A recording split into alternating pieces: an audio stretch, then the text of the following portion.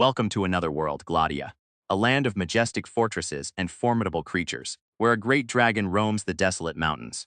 The scale of the threat is revealed as the creature is identified as Mikaldra, the ancient magic dragon.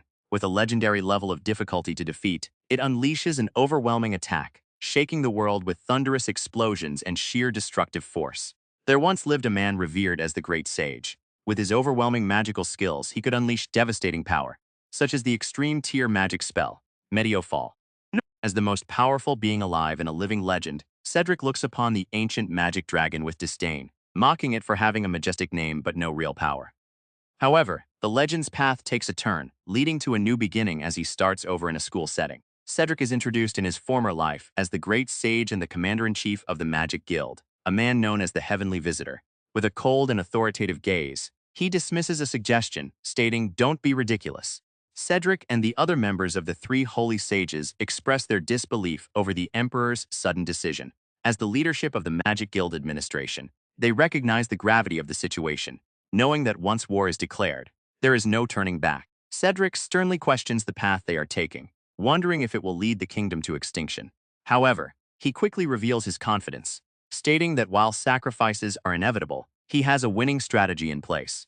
Ira and the other official are not so sure, insisting that without a guaranteed victory, they must take a closer look at the situation. Cedric remains cold and indifferent, reminding the others that the decision has already been approved by the Emperor. Desperate, the other holy sages plead with him, acknowledging that as the second most powerful figure in the kingdom, he is the only one capable of stopping the war. One of them slams the table in frustration, demanding an answer while reminding Cedric of the horrific price they pay.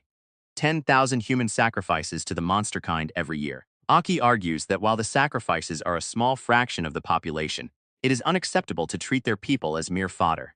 Jin adds that they have been selecting only the elderly and orphans for these sacrifices. But before he can finish, Cedric coldly commands them to be silent. Jin shudders as he recalls the ancient, cruel teachings of monsterkind, who sought to keep humans in a state of perpetual suffering. Aki firmly asserts that there is no debate they must acquire power and learn magic for one reason: to bear their fangs against those foul monsters. Slamming his glass down with a loud bang, Cedric declares his name and his unprecedented title as the Heavenly Visitor. He boldly claims that because of his presence and power, he is the only one who can lead the human rebellion against the monster kind. Cedric gives in to the tension, coldly stating, "Very well, have it your way." With a single snap of his fingers, armored knights crash through the doors, surrounding the room. Looking at the stunned sages, Cedric asks with a chilling gaze if they truly intended to force his hand. As the knights surround them, Cedric reveals his true intent. With a wave of his power, he casts an enfeebling spell that drains the strength from Ira, Jin, and Aki, leaving them stumbling and breathless. While Aki desperately tries to identify the magic, Cedric looks on with a smug smile, telling them that they no longer need to address him as Sir. Jin smiles smugly, admitting that Cedric's power is undeniable and is the primary reason the Emperor intends to declare war. But his tone turns menacing as he questions whether Cedric can truly stand against the entire empire. As the other sages collapse in the background, Jin mockingly asks if Cedric can avoid the reach of poison and enfeebling magic for the rest of his life. Jin continues his cold analysis, claiming that no matter how powerful Cedric is, he has reached his limit and cannot succeed without the Empire's support. As Jin speaks, Cedric shows his dominance by stepping firmly on Aki, pinned to the floor and struggling. Aki screams a final warning, claiming that if they kill him, humanity is doomed to remain as livestock for the monsters forever. Cedric casually pours a glass of wine, dismissively stating that only the elderly and orphans are used as sacrifices, as powerful individuals like himself are far above such a fate. He then stomps firmly on Aki, complaining that their peace would have remained intact had Aki done nothing. With a cold gaze, he delivers a final warning, addressing him as Amon. Pinned down by the knights, Aki screams a final, desperate vow, swearing that monsterkind and those who made a foolish choice will eventually fall into ruin. Unmoved, Cedric forces him to kneel and casually sips his wine. Dismissing Aki as a mere out-of-the-way, the Emperor will finally put an end to this foolishness. As Cedric prepares to move on, Aki manages to utter one last word. With a look of utter contempt, Cedric pours a glass of wine over Aki's head. He tells the humiliated man that, aside from the Emperor, every noble in the imperial court agrees that Aki is nothing more than an incredible burden. Era, Yuna, and the knights watch the scene unfold with cold indifference. Cedric looks down at Aki, who lies defeated and drenched in wine. With utter contempt, he describes the gathering as one of fools. remarking that the most disappointing part is how inelegant the whole affair is. He ends with a cold, final comment. What a shame. In a sudden moment of quiet reflection, Cedric's expression turns serious. He admits to himself that even he was aware of the limits of his own strength, conceding that Amon was correct all along. Cedric reflects on the laws of magic, noting that physical growth typically ceases after the age of 40. However, as the most powerful sorcerer to have ever lived, he contemplates a way to bypass this limitation. By becoming a human child, once again, he can start his development from the beginning, all while possessing the vast knowledge and talents of the great sage. Recalling the powerful entities he once conquered on his Auna Fexor, Samalrith, and Michael Drasidric, prepares to activate the rebirth magic he spent 2 decades perfecting. Determined to elevate himself beyond the strength of monsterkind, he accepts that his new journey will once again be a solitary struggle. Cedric looks upon the faces of those who betrayed him, including Aira, Jin, and Yuna. He addresses Amon, noting that while he couldn't join the rebellion with the Emperor, the betrayal was simply a minor detour in his countless plans. With cold resolve, he activates his rebirth magic, the massive array erupting in a blinding flash of light as he prepares to leave his current life behind. The blinding light fades, and Cedric opens his eyes to find himself in a different place. He awakens in the body of a young man, lying still on a bed as he begins his second life. Confused and trembling, Cedric looks into the mirror. Staring at the unfamiliar face reflecting back at him, he is struck with shock, wondering who in the world he has become. Cedric looks around the room and notices the remnants of a ritual. Confused by his developed body, he realizes he didn't start as a newborn as he had planned. He deduces that the previous owner of this body attempted a ritual to summon a high-rank demon and sacrificed himself, accidentally drawing Cedric's soul in instead. Cedric smiles with satisfaction, realizing he has successfully attained a young body. Just as he decides to test the body's magical capabilities, a knock at the door interrupts him.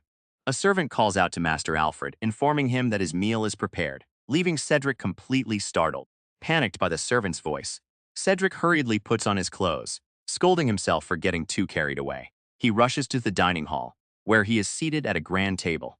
As the servant prepares his meal, Cedric resolves that his first order of business will be to collect information. Cedric is completely captivated by the meal, praising its flavor and texture as delicious. Highly satisfied, he gives the food a passing mark and continues to demand more, quickly piling up empty plates on the table. Cedric continues to devour the food, feeling his senses sharpen with every bite. After requesting yet another serving and finishing a staggering amount of food, he politely thanks the staff. As he asks them to convey his satisfaction to the chef, the servant can only stare in disbelief at the mountain of empty plates. Noticing the servant's stunned reaction, Cedric briefly worries that he might have overeaten. The servant clarifies that it is simply rare for the young master to thank the chef. Cedric calmly explains that those who do good work should be acknowledged with suitable praise, reiterating that the meal was simply delicious. His unexpected kindness and maturity leave the servants completely baffled. Cedric muses on the deliciousness of the food, realizing it is more than just his own palate.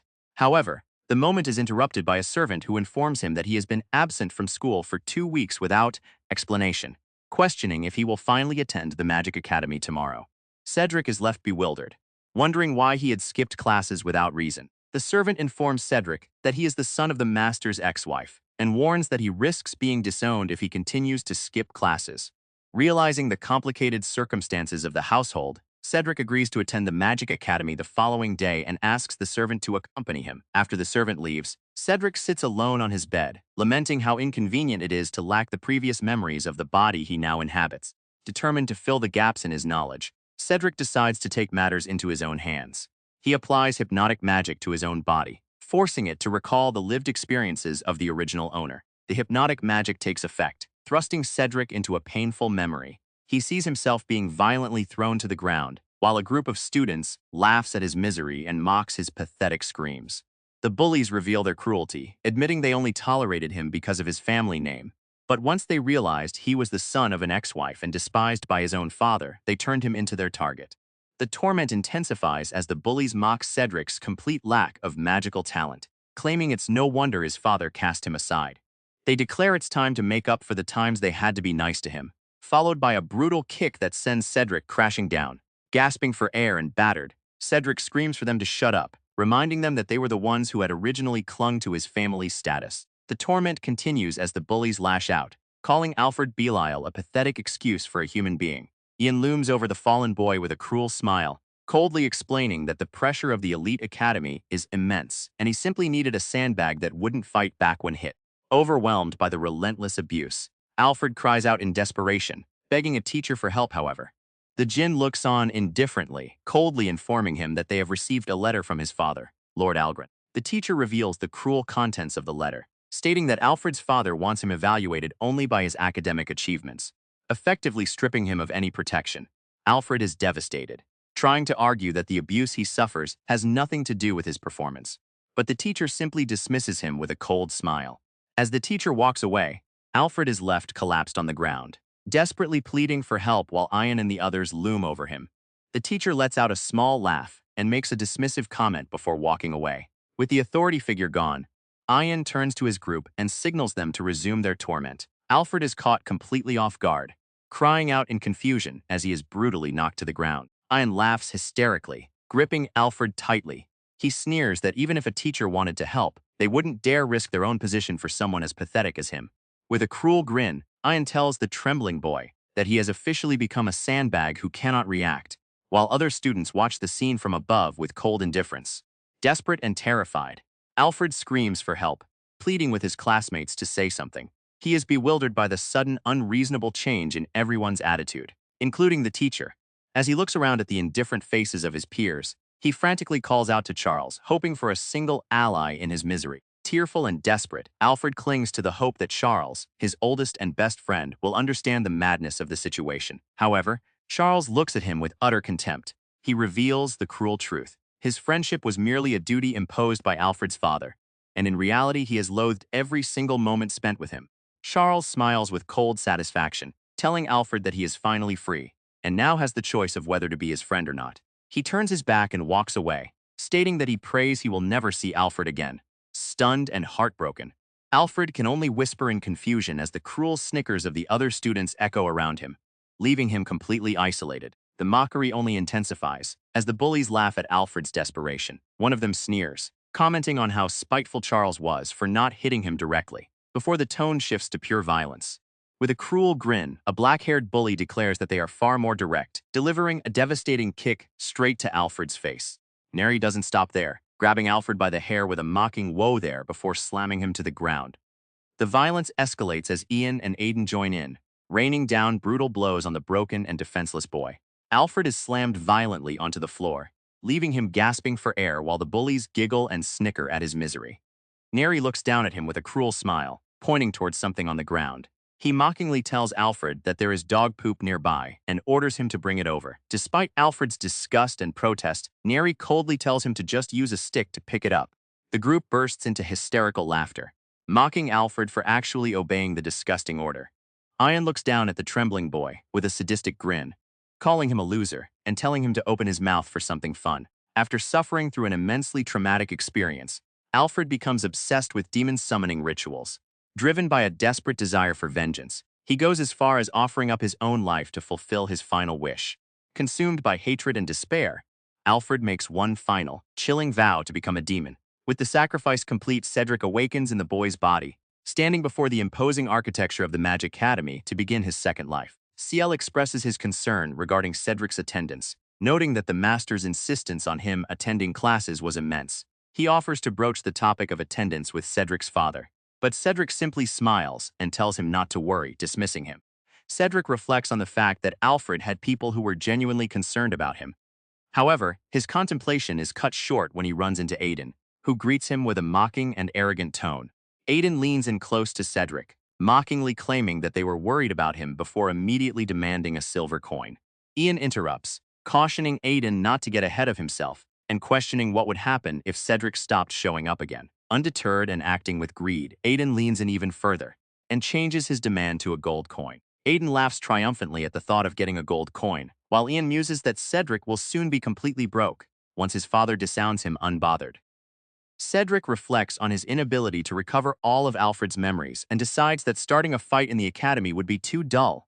As Cedric attempts to walk away, Aiden, feeling ignored, aggressively grabs his shoulder and demands his attention.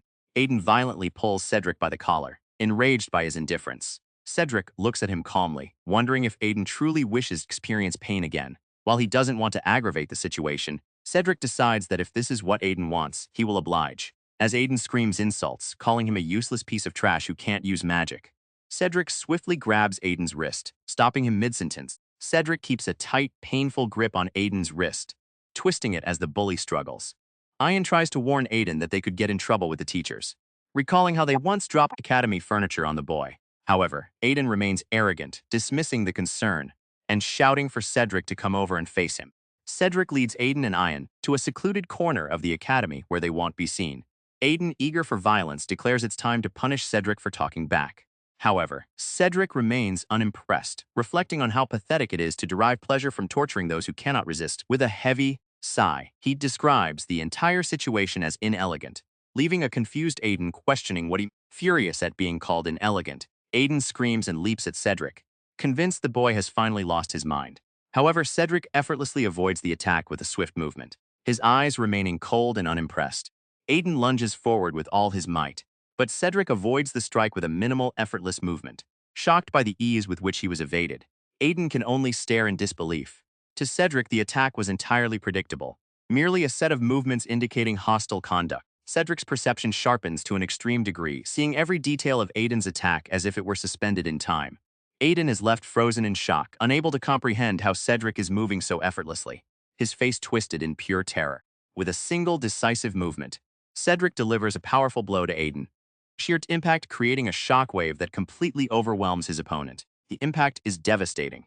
Aiden is sent hurtling through the air and crashes into a brick wall with a deafening bang, leaving a massive crater behind him as he is completely overwhelmed by the power of the blow. Aiden stares in complete disbelief, unable to comprehend how he was defeated so instantly. Meanwhile, Cedric nonchalantly brushes off his clothes, commenting with cold indifference that it was an elegant attack. With a piercing and indifferent gaze, Cedric adjusts his collar, calmly concluding that his effortless victory was precisely the demonstration he intended. With a sudden and powerful strike, Cedric pins Aiden against a brick wall, causing the structure to crumble around him. He looks back with a cold expression, stating that his attack was precisely the definition of elegance. As he walks away with indifference, Amika watches in utter confusion, unable to process the strength the once weak Alfred now possesses. Aiden gasps in shock, shouting at Cedric and demanding to know what just happened, suspecting that he used a smuggled magic item. Cedric looks back with a cold, indifferent expression, explaining that he has no need for such tools because he possesses sorcery that he personally honed. Left completely bewildered, Aiden can only stare in disbelief. Cedric coldly reminds Aiden of his miserable past, mentioning how he was disowned by his father for his utter lack of magical talent. Enraged and desperate, Aiden leaps at him, unable to accept that Cedric has truly honed his own sorcery. However, Cedric reacts instantly, delivering a crushing blow that sends Aiden reeling and leaves him groaning in absolute pain. Aiden lies defeated on the ground, groaning in pain. Cedric looks down at him and decides to intervene. With a soft glow of magic, he stabilizes Aiden's condition. Cedric reflects that since he is still unfamiliar with the environment of this new body, he cannot afford to cause any unnecessary chaos. Cedric efficiently repairs the cracked wall and heals the wounds of those he just defeated. As he works, he notes that although he lacks the ability to tamper with their memories, he has successfully instilled a deep sense of fear in them. With a confident smirk, he concludes that even if they attempt to report the incident, the sheer scale of his power will make their stories sound like an impossible fantasy. Cedric turns his back and walks away, leaving a bewildered Aiden behind. As Aiden sits up, he is shocked to find that he is no longer in pain. He recalls the wall shattering behind him from the force of the blast, yet he finds himself completely unharmed. Aiden stares in disbelief at the wall, which has returned to its normal state. Unable to accept that Cedric possesses such overwhelming power, he desperately rationalizes the situation, convincing himself that Cedric must have used an illusion artifact. He refuses to believe that someone he considers a dotard could actually be that strong. Aiden is left seething, cursing Cedric for underestimating them. Meanwhile, Cedric walks calmly through the academy halls, noting that since his dream the previous day, the memories of the body he now inhabits have begun to merge with his own. As he makes his way toward his classroom, a voice suddenly calls out, demanding to know where he thinks he's going. Cedric stops and looks back, puzzled. The man with glasses looks at Cedric with a smug expression, coldly informing him that he is no longer in Class 1. He reveals that starting this month, Cedric has been moved to Class 3, questioning if anyone had told him about the change. With a condescending tone, he warns Cedric not to rely on his father's protection and directs him up the stairs to find his new classroom. The djinn coldly warns Cedric that this is the last time he will show him any politeness. Cedric simply thanks him and walks away without further argument. As Cedric heads toward the door of his new classroom, the man watches him with a smug expression, finding it absolutely hysterical that a great noble has fallen so far into the servant class. Just as Cedric is making his way to his new class, a door suddenly bursts open with a loud crash. A crowd of panicked Kians surges into the hallway, shouting for everyone to run. In the midst of the chaos, a female student loses her balance and slams directly into Cedric, leaving him completely stunned. After the collision, the girl, Lisa Wilson, realizes who Cedric is, noting that he is the student who never attends class. She admits she was worried he had disappeared for good, but quickly changes the subject and pulls him along, insisting they must hurry. Lisa asks Cedric who he is. While Cedric finds himself overwhelmed with questions, she then reveals that she is the head representative of their grade for the servant class, leaving Cedric staring blankly as they head toward their destination. Confused by the sight, Cedric asks what everyone is doing, only to be told they are picking up small rocks. Lisa explains that they must clear the area so the students of Class 1 don't trip and get hurt during their magic casting practice. With a sudden push, she insists that Cedric start helping the others immediately. Lisa explains the academy's structure to Cedric, illustrating a pyramid that divides students into 3 classes, based on nobility and grades.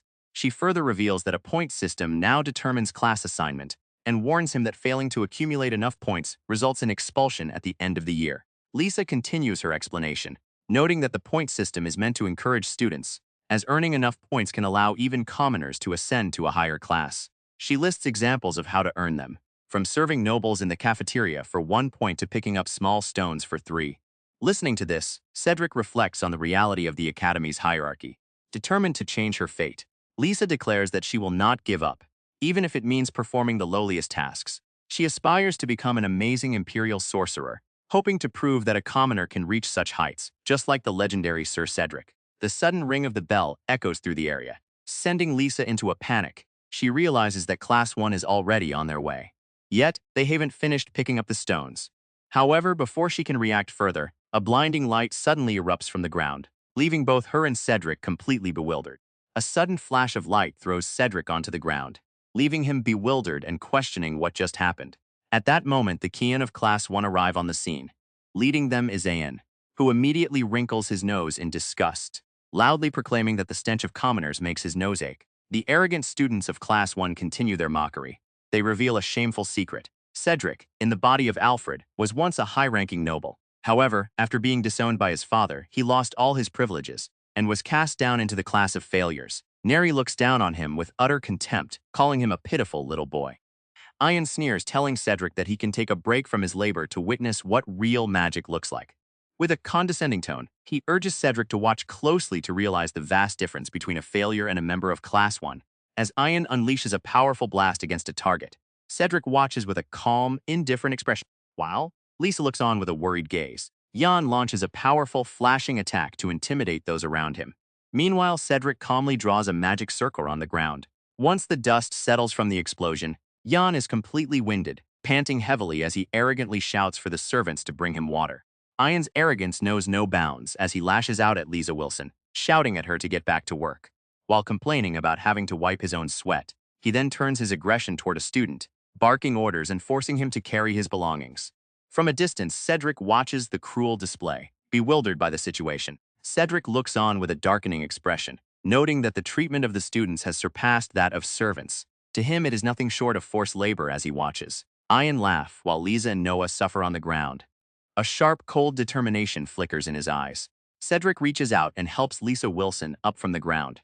As they stand together, he reflects on the unfairness of their situation, wondering if students in Class 3 even have the time to attend actual classes. Lisa, her eyes filled with tears, explains that they are forced to work to collect points. Admitting that for now, they are nothing more than servants, Lisa notices Cedric's strange mood and asks what is the matter. Internally, Cedric is disgusted, realizing that the students are being robbed of their education by a discriminatory system that tricks them into believing servitude is the only path to freedom. As he concludes that the entire system is rotten to the core, his expression becomes so menacing that Lisa remarks how scary he looked. Ian suddenly reappears, shouting insults at the failures picking up rocks, though he is clearly in pain from a bleeding injury on his leg.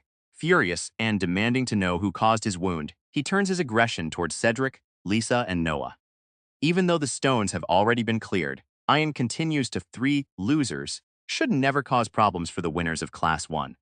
Cedric watches him with a cold gaze, preparing to respond.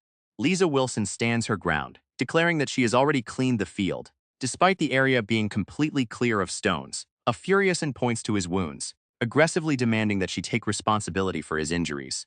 Cedric and Ryan watch the confrontation unfold as the tension rises. Lisa, Wilson shouts back, insisting that she performed her duties perfectly and that Ian's injury had nothing to do with a small stone. Ian looks on with a menacing expression, scoffing at the idea of a servant student talking back to him, while noting her appearance with a condescending remark. Losing all patience, Ian screams at Lisa, warning her not to think she can talk back to him. With a sudden violent motion, he swings his fist toward her, leaving Lisa trembling in fear as the blow descends. Just as Ian swings his hand to hit Lisa Wilson, Cedric steps in and firmly grabs his wrist, stopping the attack in its tracks. Lisa looks on in shock as Cedric stares down the bully with a cold, piercing gaze. Ian is stunned, wondering how Cedric actually stopped his punch. He snaps, shouting that Cedric is now in his way, and tells him he can take the lumps instead of Lisa. Cedric remains composed, standing as a shield between the bully and the frightened girl. With a faint, confident smile, Cedric strikes back, landing a devastating blow that sends Ian reeling. Lisa Wilson rushes to Cedric, worriedly asking if he is okay. Cedric calmly reassures her, though he privately notes that he protected himself with a wall of magic. Despite the powerful blow, Ian recovers with a smug expression, mocking Cedric's understanding of their reality, and suggesting it is better for him to take the hits for now, while pondering who introduced the point system. Ian laughs maniacally, taunting Cedric that the entire situation was designed by the very people who once tormented him, demanding that he fall into line. Cedric calmly asks if those criminals were not Ian and his associates. With a smug grin, Ian reveals the name of the group, the 10 Blades of the Round. Following the mention of the 10 Blades of the Round, it is revealed that these men are the Emperor's right-hand agents, born from a merit system. Operating as a shadow organization behind the scenes of the court, their existence is deeply tied to the Academy, whose primary goal is to produce the next generation of the 10 Blades. Ion continues his explanation, revealing that the top 10 students of the Academy are secretly appointed as candidates for the 10 Blades. To gain experience, they are tasked with managing commoners and resolving conflicts between nobles behind the scenes. Listening to this, Cedric realizes that these candidates are simply tools used to carry out the Emperor's dirty work and the court's schemes. He inwardly mocks Ion for being so loose-lipped with such sensitive information. Cedric's expression turns cold as he demands the names of the 10 Blades. He is determined to get revenge on the foolish humans who tormented the boy whose body he now possesses. Ion is baffled that Cedric doesn't know them, but he clarifies that their identities are officially kept secret. Ion continues to taunt Cedric, explaining that the only way to learn the identities of the 10 Blades is to secure the top rank in the second-year advancement exams. He laughs at the notion, reminding Cedric that he possesses 0 magical talent and will never reach that height. To make matters worse, Ion mentions a mandatory 1 mock battle, where Cedric will be forced to face the superior students of Class 1. Ian continues his cruel taunting, revealing that he and his peers have been chosen as Cedric's opponents for the upcoming battle. He sneers that the exam was clearly designed to upset Cedric, as they have already beaten him relentlessly. Around them, other students snicker at Cedric's misfortune, while Lisa Wilson looks on with a worried expression. Rather than reacting with fear or anger to Ian's threats, Cedric responds with a mysterious smile. He calmly thanks Ian for the beneficial information he provided, leaving both Ian and Sarah utterly confused by his strange and confident reaction. With a confident smirk, Cedric simplifies the challenge ahead. He declares that all he needs to do is beat everyone into the earth and claim the top grades. Neri speaks with an arrogant smirk, declaring that they only need to beat everyone else into the earth to claim the top grades. Ian joins him in a fit of manic laughter, their cruelty evident as Lisa Wilson watches them with a worried expression. This sets the stage for Chapter 3, Rebellion. Ian laughs mockingly, calling Cedric's words a masterpiece in idiocy. Sneers that even if Cedric earns top marks in the 1-on exam and beats them by a wide margin, he is still the biggest loser in the Academy and will never take first place. Cedric looks on, appearing confused by the bully's logic. Ian scoffs, mocking Cedric for being unaware of the class representative match. Surprised, Cedric asks if there is more to the testing than just the scholastic and mock battle exams. Ian explains that this new match was established this year with the specific purpose of ranking the top students. Cedric contemplates the logic behind the new match, noting that, unlike written exams, a free-fall battle allows for a more precise assessment of a student's individual strength. He accepts the reasoning that only through such competition can the top students be truly ranked. However, his train of thought is abruptly broken by Ian, who shouts an interruption. Ian continues his tirade with a smug, aggressive grin, mocking Cedric's class and the students of Class 2. He declares that they are slated to withdraw from the class versus class battle, asserting that they wouldn't stand a chance in the class representative battle and would only embarrass themselves by attempting to participate. Cedric stands by calmly, listening to the insults. Cedric remains unfazed, questioning Ian's claim by noting that it is only based on the current situation. Lisa Wilson then steps in with a question, wondering what would happen if she recruited members for the battle, as the other students look on with anticipation. Cedric repeats Ian's words with a cold, confident smirk, questioning what will actually happen to them instead. As he speaks, a sudden and overwhelming pressure emanates from him, leaving Ian, Lisa Wilson, and the other students completely stunned and intimidated. Ian explodes in anger, shouting that Cedric's goal is impossible. However, before the situation escalates further, Ryan steps in to calm the boys down. Intrigued by the conversation, Ryan asks Cedric to elaborate on what would happen if Class 3 actually managed to defeat Class 1. Ryan adjusts his glasses and addresses Cedric's question with a serious tone. He promises that if Cedric can defeat the representatives of Class 1, he will be acknowledged as worthy of their rank, ensuring that no one will ever treat him like a servant again. Ryan looks on with a stern expression, reminding Cedric that showing any kind of shameful state would only be fitting for a student worthy of the servant class. Beside him, Lisa is visibly shaken, questioning what has gotten into Cedric and why he chose to be so provocative toward the other students. Lisa slams her hands on the desk in a panic, shouting that Cedric is talking about going up against someone from Class 1. Other classmates join in, terrified that they will all end up in hot water because of his audacity, while Cedric remains completely unfazed. Cedric calmly points out the horrible way Class 3 is being treated, asking his classmates if they don't hate it. However, the Kian are overwhelmed by a sense of helplessness, arguing that they have no choice but to quietly obey those above them to ensure they don't cause any more upsets. Cedric sighs, letting go of the argument about their hatred and submission. He shifts the conversation, asking his classmates if any of them are brave enough to stand by his side in the class versus class battle. The classroom erupts in shouts as the Kian berate Cedric, fearing that joining him would mark them as rebels. Observing their terror, Cedric coldly realizes that they have been poisoned by their indentured mentality, making them useless to him. However, amidst the chaos, Lisa Wilson clenches her fist in frustration, silently hating the fact that her classmates have completely lost the will to fight back. While the rest of the class cowers in fear, Lisa Wilson steps forward.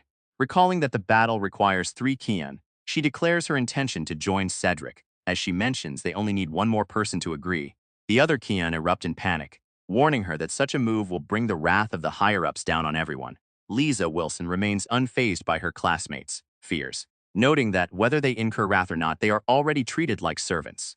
She admits that she simply abhors the idea of being subjugated without fighting back. For her, fighting is the only way to make things clear-cut, and she is willing to accept whatever circumstances follow once she has had her say in battle. As the classroom fills with the anxious murmurs of Kian, who believe they are powerless against Class 1, Cedric looks at Lisa Wilson. He notes that she is different from the others, seeing a strength in her eyes that the rest of the class has lost. Meanwhile, the collective voice of the Kian echoes their belief that behaving themselves is the only way to survive. Cedric bluntly tells his classmates that their submission makes them a giant eyesore to the entire class. Arin responds with indifference, stating that while they are free to act as they wish, winning is an impossibility, and no third person will ever step forward to join their fight. The classmates murmur in agreement with Rin, doubting that a third person will ever step forward. Lisa looks on in surprise as Cedric suddenly stands up with a loud clatter, with a cold, dismissive gaze.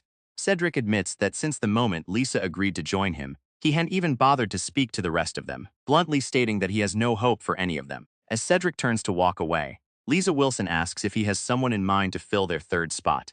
With a calm confidence, Cedric reveals that he has already found the person he needs, Somion, right here at the academy. The story moves away from the academy to the outskirts of the walled city Darsh. In the designated danger zone, known as the Forest of No Return, Thylos Taylor stands alone. Suddenly a snap echoes through the woods, followed by a menacing growl, suggesting he is not alone. In the perilous Forest of No Return, Thylos Taylor is confronted by a towering horned monster, wielding a giant axe. Despite the creature's ferocious attacks, Thylos remains completely calm, dodging the strikes with fluid precision. A confident smile appears on his face as he thinks about the title he has carried for over a decade. the greatest genius in the history of the Academy.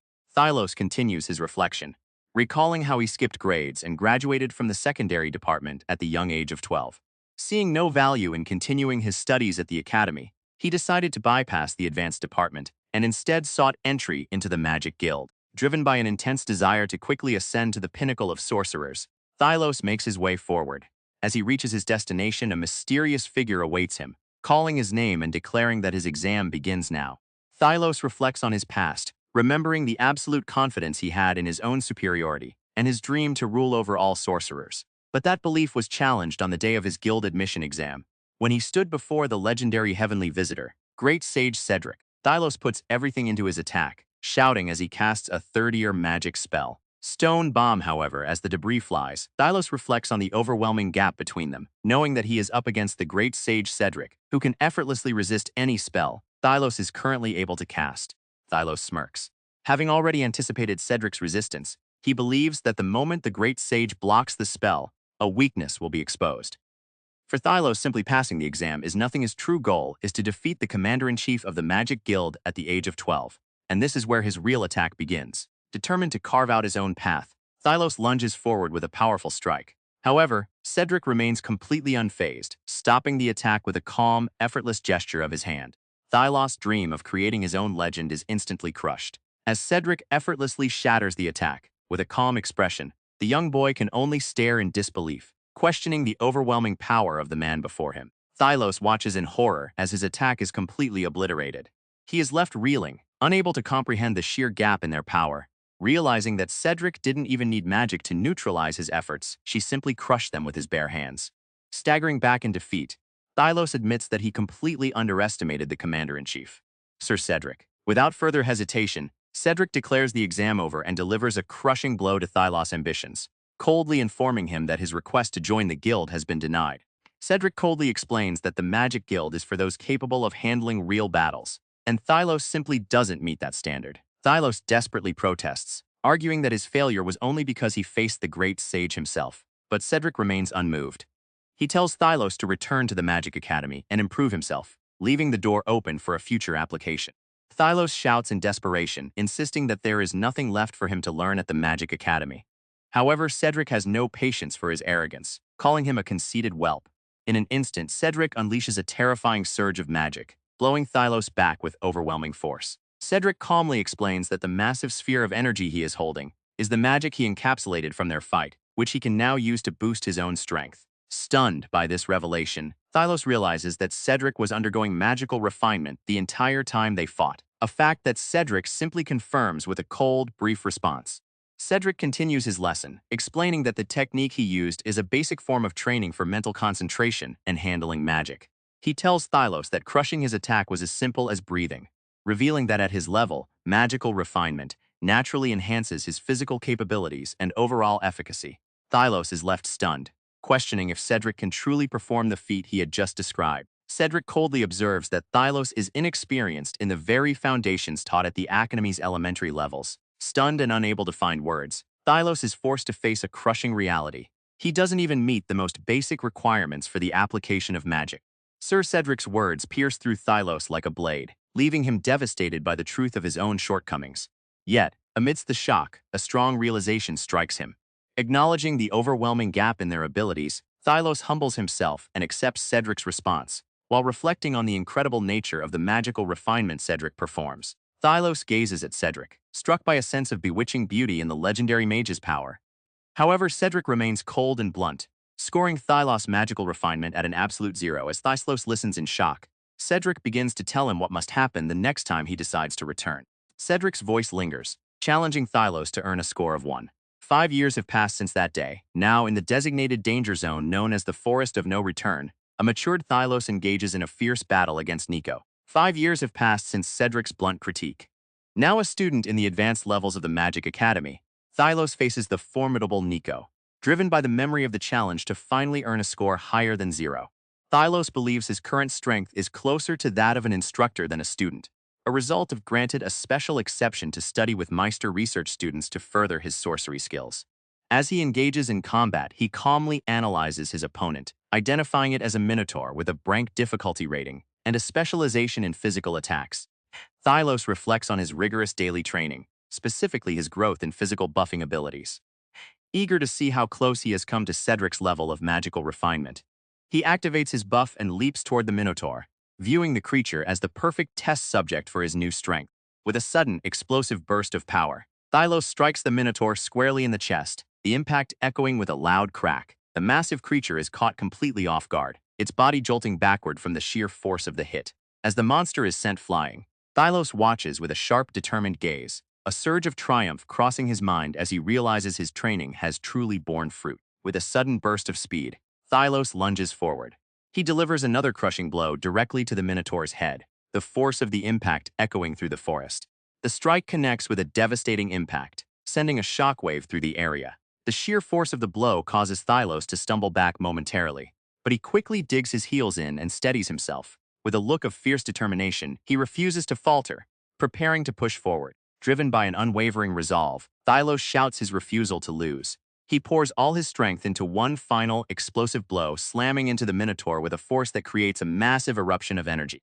Panting heavily, Thylos looks upon the fallen beast with a look of pure triumph. He has finally done it. With the Minotaur defeated, he is confident that he has now proven his strength and will surely be accepted. Just as Thylos celebrates his victory, the situation takes a dire turn as several more Minotaurs emerge, surrounding him. Panting and physically drained, he recalls that the reports only mentioned a single beast. Realizing that he cannot rely solely on his buffing skills in his current state, he curses the Adventurers Guild for their garbage information. Thylos acknowledges the grim reality that his chances of survival are zero.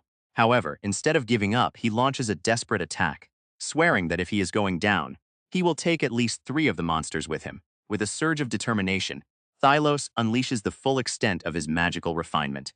As he strikes the beast with a powerful blow, he reflects on his longing for Sir Cedric's guidance, letting out a fierce cry as he fights with everything he has left.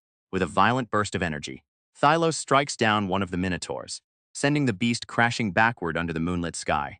The sheer force of the impact sends Thylos skidding across the dirt, his eyes wide with intensity and exhaustion as he recovers from the blow. A violent explosion erupts as Thylos' powerful attack is countered, sending Cedric skidding backward across the ground. Despite the force of the blow, the Cedric remains completely composed, as Thylos collapses in shock and exhaustion. Cedric looks at him and coldly declares, "You get 65 points," treating the life-or-death struggle as if it were a mere classroom exam. Cedric calmly praises Thylos' performance, calling him Kiddo and addressing him by his full name. While he mentions having much to discuss, his priority shifts to the surrounding Minotaurs, whom he dismissively refers to as onlookers. Thylos can only stare in disbelief, his eyes wide with shock at the sheer gap in their power. As Cedric effortlessly dismantles the remaining threats, Thylos watches in absolute awe.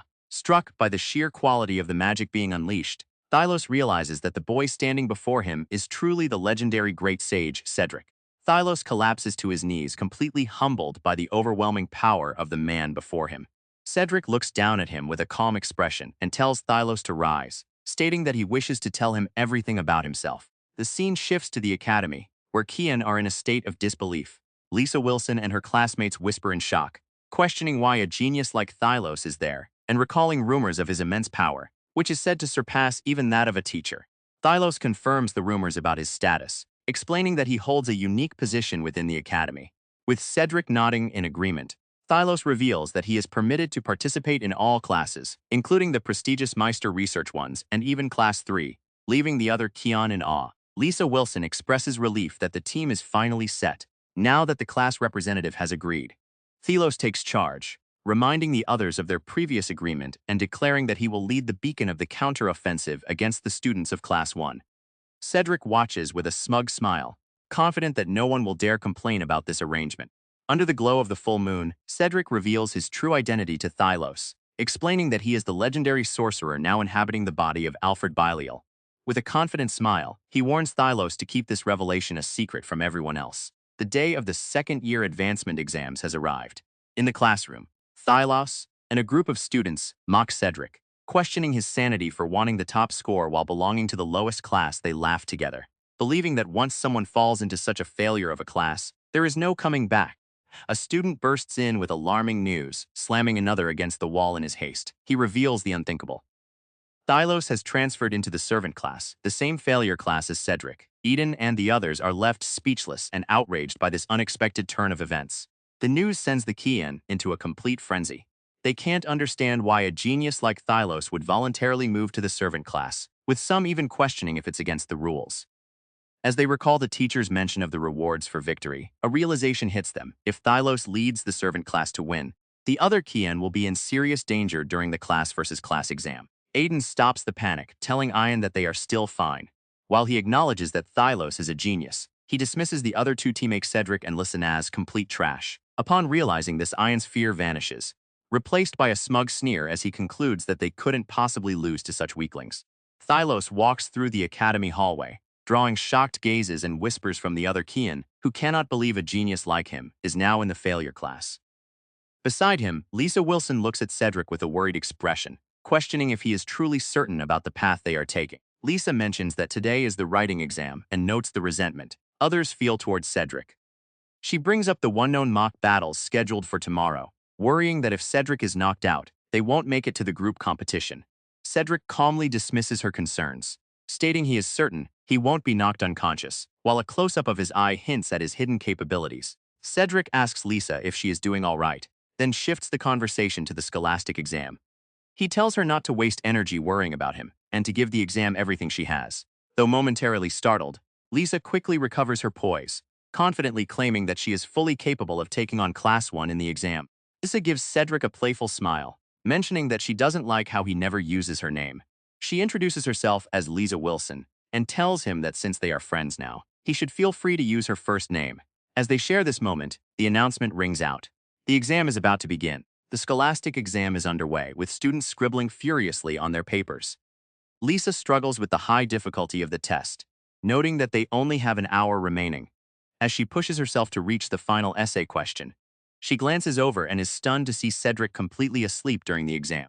Lisa watches Cedric sleeping at his desk, convinced that he has given up because the exam is too hard. While she stresses over the difficult questions and barely manages to finish, Cedric suddenly wakes up, having already completed the entire paper. Lisa is completely shocked to discover that Cedric finished the entire exam in a mere 10 minutes before falling asleep. However, she soon realizes he isn't just resting, he is actually training his magical circuits using Dantian light magic. Witnessing this incredible feat, Thylos is deeply impressed and resolves that he must learn from him. Lisa is completely stunned to see Cedric fast asleep. Later that night, the scene shifts to the Ari office, where the faculty is in a state of disbelief. One teacher slams a test paper onto the desk, outraged that the student they viewed as a failure managed a perfect score, outperforming even Thylos, who only scored a 98. Jin is in a state of complete shock. He explains that the exam was intentionally designed so that no one could achieve a perfect score, as it contained a cutting-edge magical formula created by the late Commander-in-Chief Sir Cedric. Unable to accept that a mere student could solve such a complex problem, Jin frantically concludes that the only possible explanation is that the test was leaked. Driven by disbelief and anger, Jin appeals to the headmaster, demanding the immediate expulsion of the student who achieved a perfect score. He insists that an investigation wastes you of time, and that expulsion is the only solution. The headmaster listens in silence before calmly ordering a full investigation into whether the test was leaked, noting that they have 2 days until the results are officially announced. The headmaster remains composed, stating that it is premature to assume the test was stolen, and suggests that the instructors simply keep a close watch on the students. As he considers the scholastic exam results and Thylos' request to be placed in Class 3, his gaze falls upon a photograph of Cedric. Looking at the image, the headmaster is left deeply curious, wondering what has happened to the boy. The scene shifts to the next day at the one-and-own mock battle testing grounds. As Cedric arrives, Thylos observes that he looks well, while Ryan mockingly admits he expected Cedric to skip the event out of fear. Aiden shouts with a menacing expression, telling Cedric that he would have been happier if he hadn't shown up in the first place. Rian adds a chilling comment, stating that those who try to cheat their way to victory will find themselves facing appropriate judgment. As the tension peaks, the one-and-own mock battle exam officially begins. Standing in the vast arena, Ryan addresses Cedric as Alfred Bialiel, coldly remarking that he is truly horrible. Cedric simply asks for clarification with a calm expression. Ryan then reveals the source of his disdain. Cedric scored a perfect mark on the recent exam. This revelation leaves Aiden completely bewildered and outraged, as he cannot fathom how Cedric could ace a test that was so notoriously difficult. Ryan confronts Cedric, Convinced that the perfect score was the result of trickery, he accuses Cedric of stealing the answer sheet, speculating that being abandoned by his father pushed him to cheat in a desperate attempt to regain his father's favor. Cedric remains silent and indifferent to the accusations. Ryan's fury intensifies as he declares that Cedric's actions are lower than those of cattle. Turning to Aiden, Ryan grants him special permission for this particular mock battle, telling him that he can take things as far as he likes, and that Ryan will not stop him. Ryan loudly condemns Cedric, calling the act of stealing an answer sheet an outrage and declaring it his judgment upon him. Aiden realizes that the absence of spectators is intended to allow for a more ruthless battle. Smirking, Aiden mocks Cedric for being so desperate that he had to cheat, warning him that he is dead meat. Cedric simply responds with a small, indifferent chuckle. Ryan smugly declares that he has the school's blessing for the encounter. Meanwhile, Aiden looms over Cedric, maliciously reminding him of the countless times he was beaten in the past. With a menacing expression, Aiden vows that this time, he will beat Cedric until he passes out. Cedric calmly accepts the challenge, promising to make Aiden eat his own words. In an instant, he overwhelms Aiden, leaving him sprawled unconscious on the ground. As the crowd reacts in disbelief, Ryan gazes down at the fallen bully, remarking that he didn't realize Aiden's state had declined so much. Despite a small twinge of sympathy for Aiden, Ryan remains steadfast in his judgment, declaring that Cedric still won't be forgiven. Ryan cuts off the pointless chatter, declaring that it is time to begin. He instructs Cedric and Aiden to step back behind their respective starting lines, while Aiden sees these with a desire to brutally defeat Cedric. Cedric remains unfazed and unworried. With a final call for readiness, Ryan announces the official start of the mock battle exam. Aiden charges forward with a roar, vowing to crush Cedric with lightning-fast blows. Cedric merely sighs, finding the situation inelegant and concluding that a single hand should be enough to deal with him. Just as the clash begins, Aiden's expression turns to pure horror as he realizes his body has suddenly stopped responding to his commands. Aiden suddenly regains momentum and slams Cedric hard onto the ground. Pinning him down, Aiden screams his intention to smash Cedric's head in, believing he has finally won. But as he looms over him, Cedric looks up with a calm expression, noting that this is the work of fifth-year magic. Just as Aiden slams him into the ground, Cedric activates a fifth-year spell, Iron Protection, effortlessly neutralizing the impact. Aiden smirks, breathing heavily and confident that the blow was enough to knock Cedric unconscious. However, his confidence instantly turns to shock as he realizes Cedric is still perfectly fine. Frustrated and enraged, Aiden leaps forward, screaming that he will turn Cedric into his punching bag. However, as the blow lands, Aiden is shocked to see that Cedric is still completely unharmed. A cold realization hits him. His own body is refusing to listen to his will, leaving him struggling to control his movements against Cedric's absolute defense. The current conflict triggers a haunting memory for Cedric. He sees fragmented visions of the original vessel pleading for mercy while being violently beaten by a bald youth. As he processes these memories, Cedric realizes the depth of the physical agony the body had endured, specifically at the hands of a boy named Michael. Cedric feels a sudden, involuntary reaction in his limbs, realizing that the deep-seated fear Alfred felt for Michael has been etched into the very muscles of this vessel. He suddenly understands why Lisa was so worried about his condition. Seizing the moment, Aiden strikes with a malicious grin, taunting him by claiming that this level of pain is nothing he isn't already used to. Determined to absolve the resentment etched into his current vessel, Cedric forces his mind over his body's instincts. With a sudden sharp movement, he catches Aiden's wrist mid-strike, commanding the trembling to cease this instant and leaving Aiden completely frozen in shock. Aiden is left speechless and bewildered as Cedric effortlessly stops his punch mid-air. With a cold, determined gaze, Cedric acknowledges the suffering the vessel had endured before delivering a crushing blow that sends Aiden reeling. With a powerful and precise strike, Cedric slams his fist into Aiden's face. As the blow connects, Cedric speaks to the spirit of the original body, telling him to leave the rest to him. The impact is absolute. With a single overwhelming strike, Cedric sends Aiden soaring through the air, leaving the bully utterly defeated. This decisive victory marks the beginning of Cedric's path to revenge. Aiden is sent crashing into the floor with a thunderous impact, the force of the blow shattering the ground beneath him. He lies motionless, utterly defeated by Cedric's overwhelming power. Aiden twitches as he slowly comes to, only to realize he is completely incapacitated. Cedric looks down at him with a cold, indifferent expression, reminding him of his own words about making Cedric pass. Trapped in agony, Aiden struggles to understand why his entire body feels like it's on fire, and why he is unable to even stand back up. Paralyzed and trembling, Aiden struggles on the ground, unable to move a muscle. He looks up in sheer terror, wondering if Cedric truly intends to keep attacking a defenseless opponent. Cedric gazes down at him with a cold, unwavering expression, stating that since the signal to end the match hasn't been given, he cannot stop his assault. With a cold and ruthless gaze, Cedric declares that it is time for his finishing blow. He reaches out and violently grabs Aiden by the collar. Terrified and trembling, Aiden can only scream in desperation, pleading for Cedric to stop. Without hesitation, Cedric slams Aiden into the ground with overwhelming power. The impact is thunderous, creating a massive crater and leaving the ground completely demolished. Aiden's eyes widen in shock before he is completely knocked out with a sharp snap. Cedric looks down at his defeated opponent, noting that while Aiden has passed out, the attack didn't leave any external wounds. Cedric reveals the true nature of his devastating blow. He explains that he targeted the internal magic circuits flowing from the spine, utterly annihilating them. By doing so, he has eternally robbed Aiden of his magical talents, using a high-level technical skill that even most of the Emperor's sorcerers cannot master a feat. Cedric found effortless. Looking down at the unconscious Aiden, Cedric recalls that Aiden comes from a famous lineage of sorcerer warriors.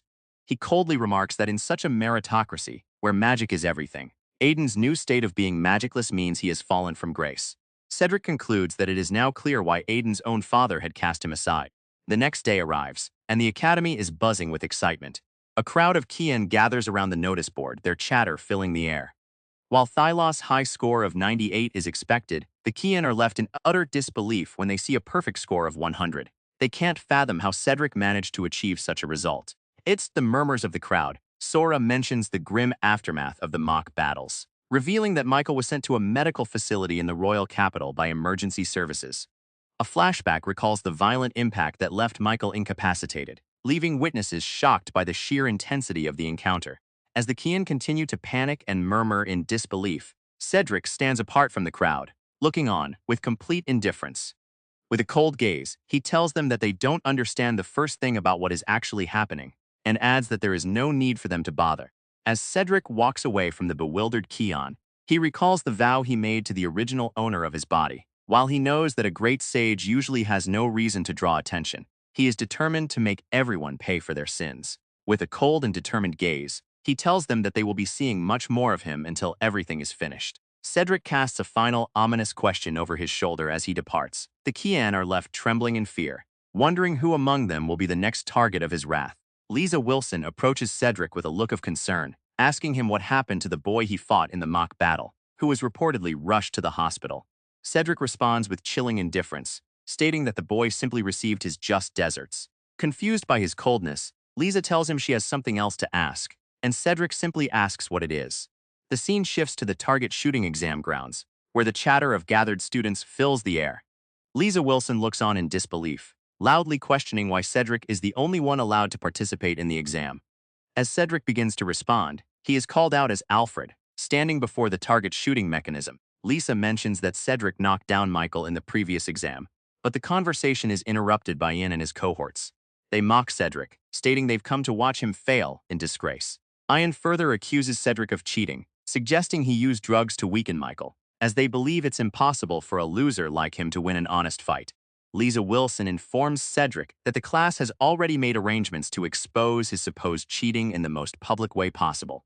Surrounded by his mocking classmates, Cedric is then condescendingly patted on the shoulder by Ian, who wishes him good luck while sneeringly calling him a fraudster. As Ian and his companions depart, Cedric sighs, acknowledging their deep suspicion regarding his previous win. He reflects on the nature of the target shooting exam, realizing that because it requires launching magic attacks at fixed targets to verify precision and power, it was likely chosen to prove that he couldn't have cheated.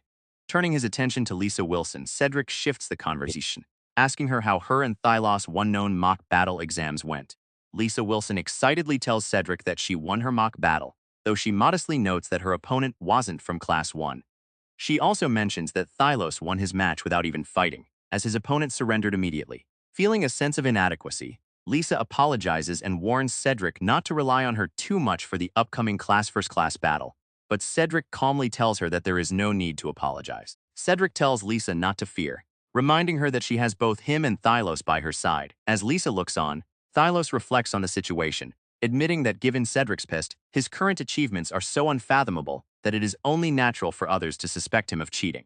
Thylos feels that there is something truly special about Cedric, and believes the target shooting exam will leave no room for any suspicions of cheating. Lisa Wilson shares this anticipation, eager to see what Cedric will reveal. However, Cedric simply sighs, finding the whole situation to be a pain, which leaves Lisa momentarily confused. Cedric analyzes the exam, pointing out that since it lacks defensive or counter-offensive elements, simply destroying targets reveals very little about a person's actual battle capabilities. Thylos agrees completely, admitting that he was merely roped into participating. This unexpected lack of enthusiasm from Thylos leaves Lisa Wilson bewildered, as she questions what he means by that. Thylos explains that he was ordered by the headmaster to demonstrate his skills in front of everyone before Cedric's turn. By showcasing his overwhelming status and power first, the headmaster intends to ensure that Cedric, who is viewed as inferior, will be subjected to public humiliation when he attempts the exam. Far from being intimidated, Cedric finds the headmaster's scheme intriguing, seeing it as the ideal stage for the events to unfold. He looks toward Thylos with a smirk, eager to witness the performance. Lisa Wilson notices his confidence and teases him, calling him a naughty young man, just as the announcement declares that the exam will now begin. Thylos steps up for his demonstration, but he seems irritated, commenting on how twisted it is that he was told to destroy an extremely thick wall in front of so many people. Lisa Wilson is bewildered by his remark, reminding him that he is supposed to be aiming for the targets in the distance. Thylos acknowledges her point, though he seems to have a different perspective on the task. The crowd of students is buzzing with anticipation. While they originally came to watch Alfred humiliate himself, they are now thrilled to see Thylos perform, convinced that his skill will utterly overshadow Alfred's. Amidst the noise and arrogance of his peers, Thylos remains calm, thinking to himself that he won't be the one showing off here. Thylos doesn't hold back, activating a complex magic circle to unleash a devastating 7-tier spell. With a shout of Drago explosion, a massive dragon of fire erupts from his casting, showcasing his overwhelming power. A colossal explosion erupts, filling the air with blinding light and overwhelming power, as Thylos' 7-tier spell reaches its peak. The massive explosion leaves the surrounding Kion completely overwhelmed, with many exclaiming in awe of Thylos' overwhelming strength and claiming that no one could possibly defeat him. Amidst the panic and disbelief, Cedric remains composed, observing the scene with a steady, focused gaze. Ian is completely shaken, staring in disbelief at the aftermath of the attack. He had heard rumors that Cedric was a genius, but he never imagined the boy could wield 7-tier magic, a level of power that even the most elite teachers and staff at the academy can barely manage. The observers are left in disbelief as Cedric completely obliterates a special target coated in magic resistance. A feat far too powerful for a mere exam. Completely unfazed by the commotion he has caused, Cedric calmly notes that it is his turn again and sets his sights on the next target. Ian and his companions watch Cedric with disdain. Despite Cedric's previous display of power, Ian mocks him, calling him a joke and condescendingly suggesting he try a simple fireball if he hopes to reach the level of the great Thylos. Around them, other students join in, snickering at Cedric. Cedric has had quite enough of the stone-cold gazes and ridicule from his peers. With a determined expression, he begins to summon a swirl of fire in his hand, intending to warm their attitudes with a display of his power. Without hesitation, Cedric releases an extreme tier spell, triggering a colossal blast that shakes the area. Ian is left utterly stunned, unable to comprehend the massive amount of magical power being displayed. With a cold and confident expression, Cedric unleashes the full power of his spell, declaring its name, Meteo Fall. While the meteor looms high in the sky, Ian remains completely unaware of the impending disaster. He scoffs in disbelief, convinced that Cedric has failed miserably, and begins to laugh at the thought that the boy couldn't even summon a simple fireball. Just as Ian finishes his mockery, the massive spell descends with devastating force. A colossal pillar of light and fire erupts, leaving Ian completely speechless and terrified by the sheer scale of Cedric's power. Massive pillars of energy slam into the earth, pulverizing the ground, and leaving a trail of absolute destruction in their wake. The devastating impact of the spell sends a violent shockwave through the area, throwing and the surrounding students backward. Stunned and trembling, Ian stares at the destruction in utter disbelief, screaming in denial, as he refuses to accept that Cedric could possess such terrifying strength. A wide shot reveals the colossal crater carved into the ground, a testament to the overwhelming power of Cedric's spell. Charles stares at the scene in utter disbelief, unable to comprehend the scale of the destruction. Sarah watches in disbelief, completely stunned by the sheer level of Cedric's talent. As the dust settles, Thylos approaches Cedric, remarking that it was a stunning display of magic control. Cedric asks if he noticed the specific technique used, and Thylos admits he never imagined that the destructive power of Meteo Fall could be controlled with such precision. Cedric calmly explains that if he had let the Meteo Fall spell unleash its full power, not even a piece of trash would remain of the academy. Sierra is left in utter shock by his casual admission, while Thylos is horrified to realize that Cedric is capable of casting 8th-tier magic. Thylos is completely shaken, reflecting on the terrifying scale of the magic he'd just witnessed. He admits to himself that the destruction magic Cedric unleashed would have rivaled his own power in his prime. Even though it was only a fraction of its full strength, in a state of panic and denial, Thylos struggles to comprehend the situation, desperately trying to convince himself that Cedric must have used some kind of trick or cheated to achieve such an impossible result. Aiden is completely shaken, struggling to believe that someone supposed to be a pathetic dropout could possess such overwhelming magic. Beside him, Thylos' denial reaches a breaking point. Driven by frustration and disbelief, Thylos swears to everyone that he will unmask Cedric, convinced that this display of power is nothing more than a fraud. The scene transitions to the Capital Magic University Hospital. Amidst the quiet, sterile hallways of the medical clinic, Thylos is seen in a state of absolute shock, his eyes wide with intensity. Aiden awakens in a hospital bed, blinking in confusion as he questions where he is. Noticing the eye drip, he realizes he is in the hospital and wonders how he got there. Suddenly, a memory flashes back, and he bolts upright, remembering with anger that he was attacked during the exam. Aiden is overcome with fury, able to accept the humiliation he suffered. Boasting about his status as a member of a famous magical household, he resolves not to let Cedric get away with it. He plans to have his father pressure the academy to eliminate Cedric's existence by driving him out. Startled by a sudden commotion, Aiden looks up to see a servant named Amelia and a doctor rushing into his room. While the doctor expresses relief that he has finally awakened, Aiden greets Amelia with a smirk, casually acknowledging the doctor's presence. Driven by rage, Aiden demands that the doctor cure his pain immediately so he can go and beat Cedric into oblivion. However, the doctor remains cold and unimpressed, telling him that he should be grateful he can even stand up, which leaves Aiden completely stunned by the doctor's lack of respect. Aiden continues to shout, demanding that the doctor heal him immediately so he can go. The doctor calmly tells him to take a look at his own legs. Shocked, Aiden realizes the extent of the damage, recalling the moment it happened.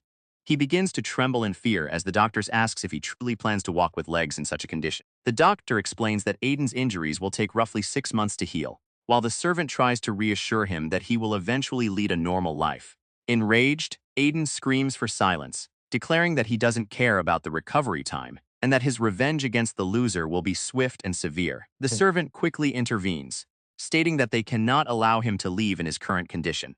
Driven by blind rage, Aiden threatens the doctor and servant, warning them that they will be the next patients if they stand in his way.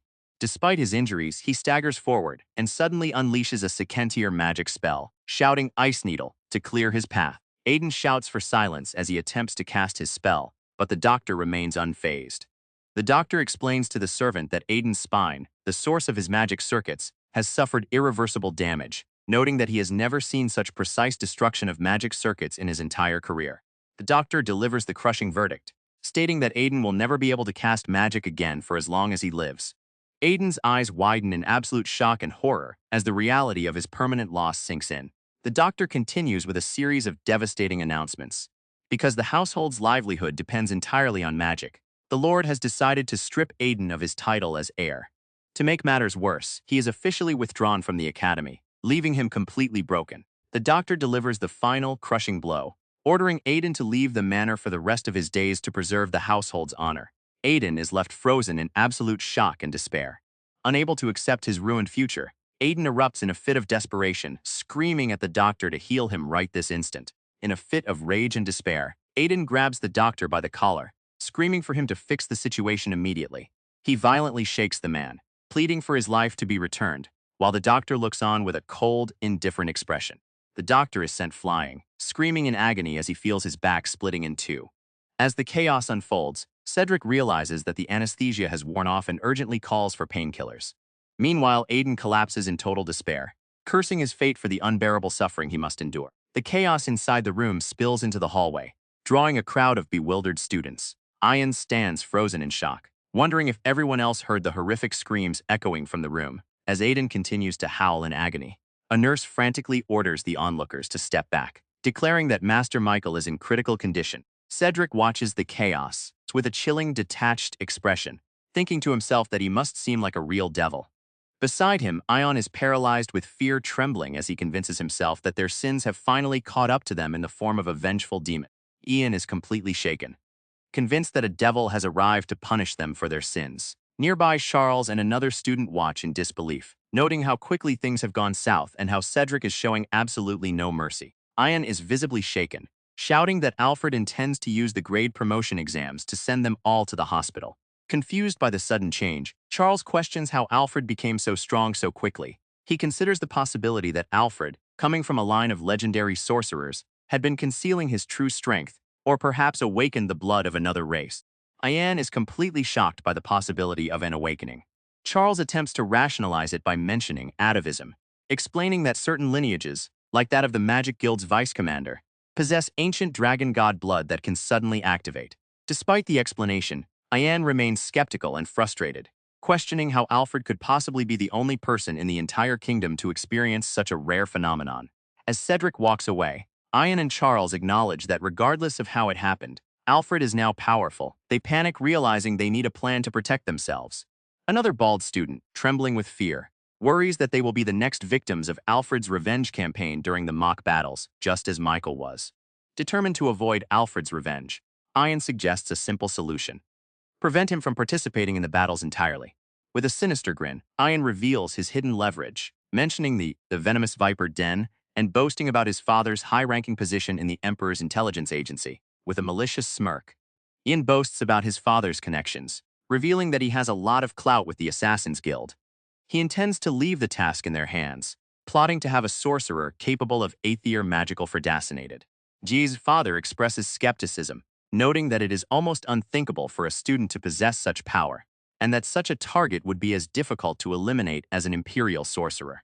G attempts to counter this by mentioning their past assassination requests for the royal court, but his father sternly warns him against making such careless remarks. Malo bluntly admits that they are merely a collective of scoundrels, incapable of winning a logical battle of strength against those who truly dominate that world. Frustrated and panicked, Ian curses, wondering if there is truly no way to force Alfred to admit defeat. Milo suddenly changes the subject, suggesting they discuss the rewards for success. A bewildered Ian reminds him that he just said it was unfeasible. Milo clarifies that while an honest fight is impossible, he produces a jar of poison, implying a more sinister method to ensure Alfred's defeat. Milo reveals that the jar contains a medicine capable of inhibiting magic, without causing physical harm. He instructs Ian to trick his opponent into drinking it and then lead him to a specific alleyway. Realizing the implications, Ian becomes excited, understanding that once Alfred loses his magic, he will be completely defenseless and at their mercy. Milo coldly mentions that the plan could include ending Alfred's life, though he reminds Ian that this is technically a quarrel between student science. Driven by malice, takes the magic-inhibiting medicine and leaves a pile of coins as payment, wondering if this will be enough to finally crush Alfred. Jan hands over 50 gold coins to Milo as payment, smugly admits that the money was stolen and sold from his own family's manor storehouse, boasting about how the theft caused a massive uproar at the time. Milo accepts the payment, confirming that the amount suffices. Ian laughs maniacally, boasting that no one suspected him of the theft because he is the firstborn son. He recalls with pleasure how an innocent servant was falsely accused and sent to the guillotine. Still imagining the man's pitiful expression, Milo observes Ian's cruelty and concludes that he is that type of person, deciding that 25 coins will be enough for the fee, which leaves Ian looking confused. Milo views the discount as an upfront investment, hoping that once Ian becomes the head of the Skimlet household, he will become their most valuable client. Ian readily agrees to the deal, his mind consumed by a singular violent goal, finally killing the son of a bitch. The focus shifts away from Ian's dark, plotting to Cedric, who is currently drowning in a mountain of documents. As he wipes his face in exhaustion, Sierra appears behind him, sternly demanding that he handle another task. Sierra watches in disbelief as Cedric clears plate after plate of food, amazed that despite the sheer volume his manners remain flawless. Just as Cedric decides it's time for coffee, a voice suddenly calls out to him, addressing him as Alfred. Thylos approaches Cedric, insisting that he needs to talk. When Cedric tries to brush him off to enjoy his personal tea time, Thylos offers him a drink as a peace offering, hoping he will reconsider. Thylos expresses a desire to apologize for his past actions, prompting Cedric to finally give in and agree to discuss everything that has happened so far. Sipping his drink with a cold, indifferent expression, Cedric cuts straight to the point, mocking Thylos for his sudden gentle persuasion. He assumes Thylos is simply terrified of the upcoming mock battle and has lost all sense of shame. Despite the biting words, Thylos maintains a casual grin, insisting he only wants to be heard and presents a small jar as a souvenir. Thylos excitedly reveals his souvenir, claiming he now knows the identity of the candidate for the 10 blades of the round the student with the highest score in their grade. He explains that since these candidates are under the jurisdiction of the nation's intelligence agency, he had to go to great lengths to acquire the information. As he speaks, Cedric's gaze turns cold, realizing that this individual is likely the ringleader who drove the original owner of his body to commit suicide. Thylos admits that the ringleader was the worst of them all, and suggests that they all want to apologize to reach an agreement, however. Fearing the eyes of onlookers on academy grounds, he cannot reveal the details there. Cedric coldly tells him to spit it out if he only intends to speak. Thylos then stands up and tells Cedric to follow him to a place where they can talk in comfort. Thylos leads Cedric to a quiet, dripping corridor to speak in private. However, upon arriving, Cedric is met with an unexpected sight.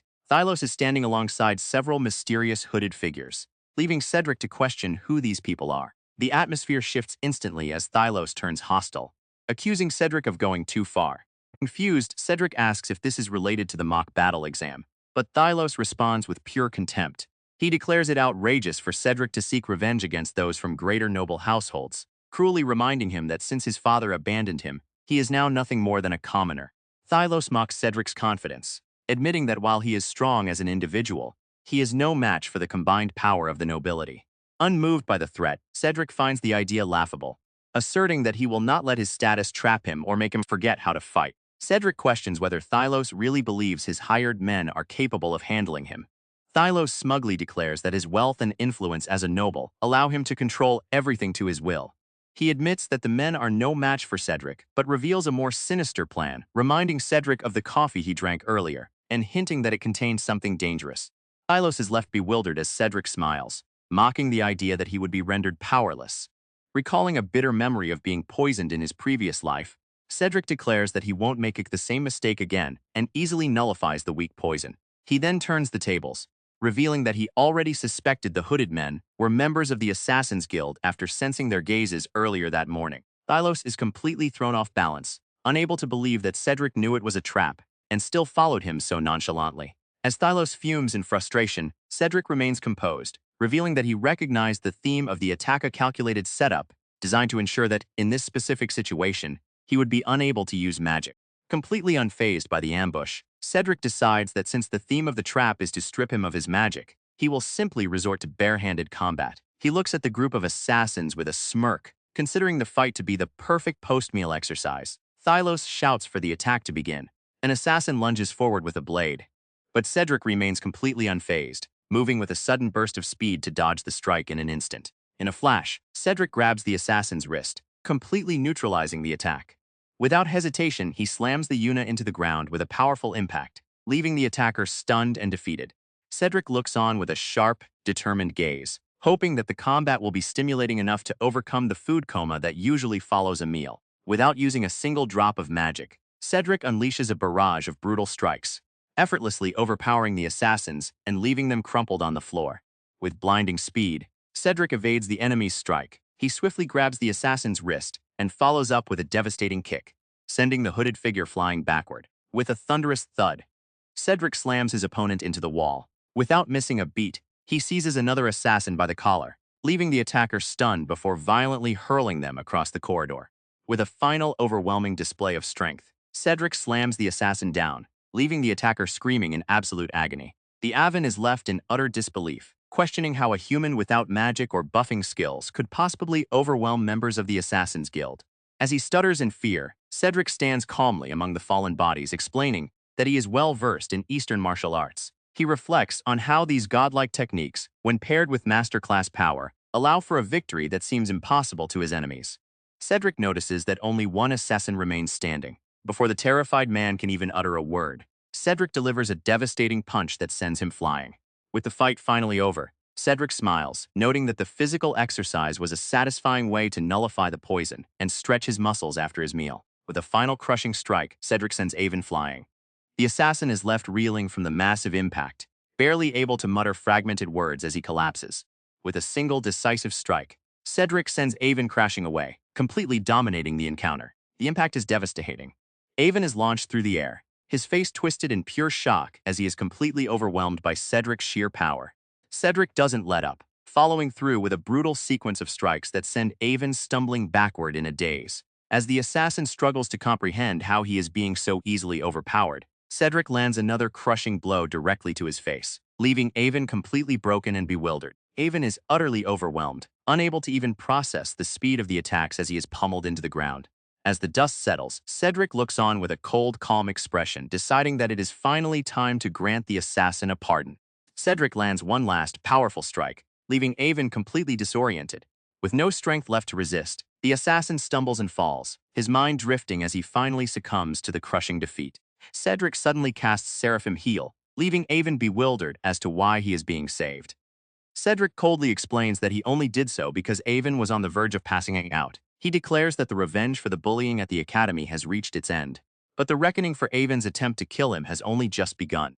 Cedric roughly grabs Avon by the hair, pulling him forward. With a cold and menacing gaze, he declares that the curtain rises on Act 2, shifting the focus from the academy bullying to the matter of the assassination attempt. With a sudden and violent strike, Cedric sends Avon reeling, ending the struggle instantly. As Avon and the other attackers lie broken and defeated across the corridor, Cedric looks on with cold indifference, remarking that this served as a sufficient post-meal exercise. Looking down at the twitching Avon, Cedric remarks that it is pathetic how a simple flying punch was enough to finish him, noting that Avon lacks even a shred of elegance. With a cold, piercing gaze, Cedric declares that taking out the trash isn't truly done until everything is burned to ashes. He then unleashes a devastating 10th-tier spell, Extrellar Teleportation. Cedric teleports away from the battlefield, arriving at a secluded house nestled in a peaceful landscape. He appears instantly inside a room lined with bookshelves, a small smirk on his face. Looking around his private sanctuary, he remarks that it has been a while since he visited his own hideout, preparing himself for what comes next. Cedric flips through a ledger in his sanctuary, uncovering records of drug sales, illegal prostitution, and assassination contracts. He recalls that his assailants belong to the Blacksnake Venom Assassins Guild, and considers this circumstantial evidence to be perfect.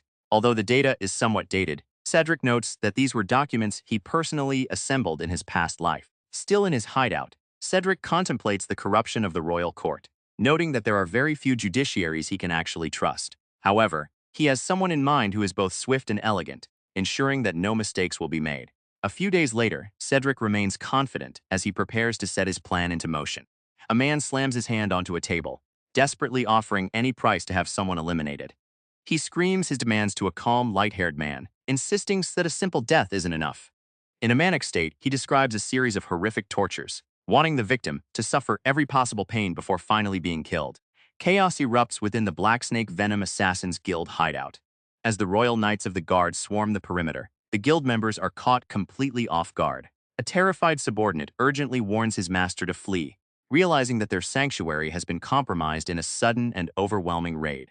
As the raid intensifies, Luca calmly steps into the room, meeting the guild leader, who is in a state of complete disbelief that the Royal Knights of the Guard have found them. Without hesitation, a powerful blow sends the mustached man crashing backward. Stepping over the defeated enemy, Luca remarks with disdain that he has no interest in introducing himself to Vermin, though his official position compels him to do so. Luca introduces himself with cold precision, revealing his true identity as Theodore, the head of the Royal Knights of the Guard. Faced with such overwhelming authority, the guild leader frantically tries to deny any wrongdoing, claiming their operation is nothing more than a humble grocery business. Luca skeptically questions why a simple grocery business would need such heavy defenses. He coldly informs Marin that an anonymous report led them here, and the Royal Knights are already searching the entire premises. Terrified, Marin wonders who leaked the information, desperately trying to convince himself that he isn't in danger. Yet since the current room holds no evidence of their crimes, Marin tries to reassure himself that everything is fine, as long as the underground remains a secret, where he hides slaves, drugs, and secret accounts. But his confidence vanishes when Luca calmly asks to be shown the hidden underground rooms. Terrified and sweating, Marin realizes that Luca likely knows everything about his illegal operations before even arriving. Marin sinks into despair, certain that a cruel death awaits him. While one subordinate acknowledges the end, another guild member desperately tries to save himself by revealing he is the firstborn of the Skimlet household. However, Luca coldly informs him that he is finished as well. Enraged and terrified, the young man screams that even the head of the Royal Knights of the Guard should not be able to touch him, leaving Luca simply bewildered by his audacity. The spiky-haired guild member desperately clings to his noble status, warning Luca that his father from the influential Skimlet household would cause great trouble if he were interfered with. Luca calmly admits that arresting such a man would be a tedious process involving complex maneuvering in the royal court. However, his gaze turns cold as he warns the young man that it is unwise to be so conceited in the face of justice. Luca confidently declares his reputation in the royal court as a man who ignores the opinions of others to uphold justice. He makes it clear that injustice is injustice, and that he never lies in his investigative reports. Terrified, the guild member asks if he will be treated the same as the other criminals. Luca mocks his stupidity, stating that even his father knows the truth. Regardless of his noble name, he will be handled as a criminal. Luca coldly explains the reality of the royal court, comparing the guild member's father to a lizard, shedding its tail to evade blame. He warns the terrified young man that he will be cast aside as undesirable to protect the Skimlet household, noting that the royal court is nothing more than a pit of vipers.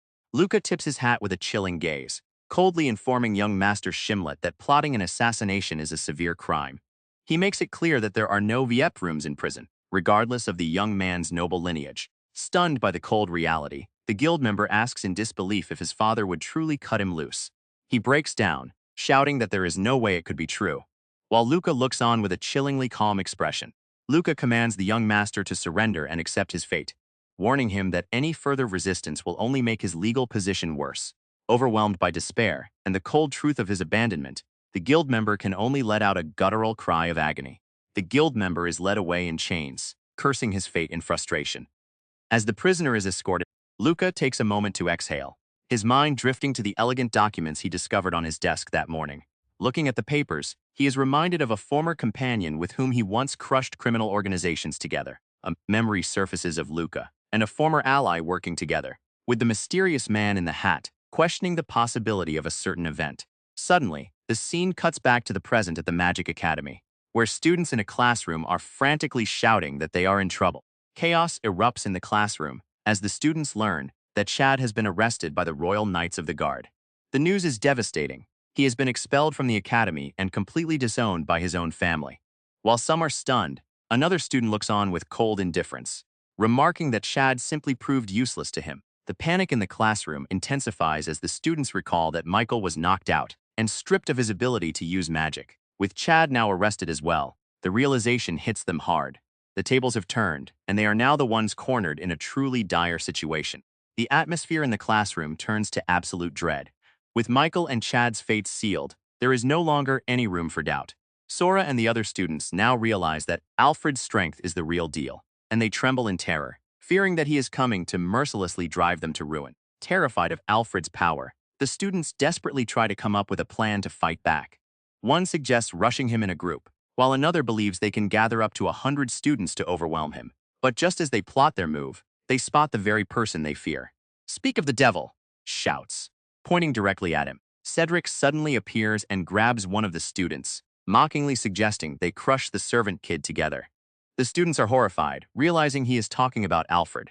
Terrified by rumors of his 8th year magic and his battle against professional assassins, they desperately beg to be left alone and scramble to get away from him.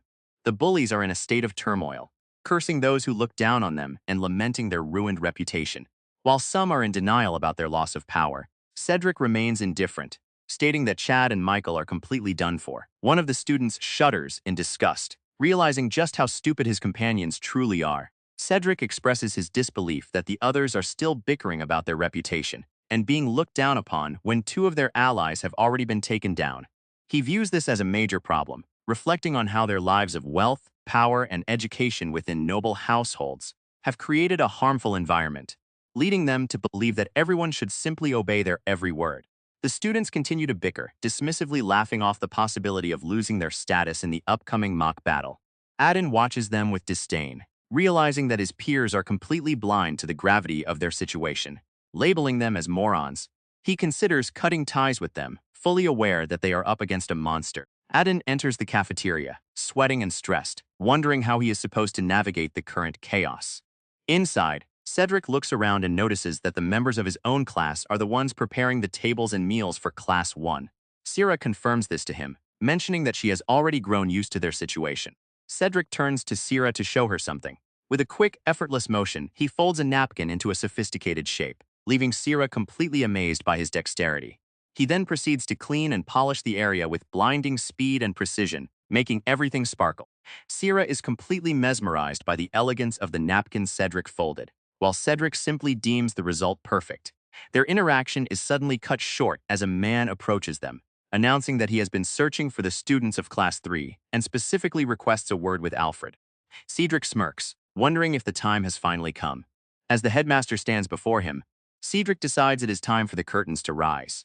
He views this encounter as the perfect moment to launch his counterattack. Cedric interrupts the headmaster to present a proposal of his own. While Sierra is left shocked by the sudden turn of events, the headmaster admits he understands the proposal, but needs time to ponder it.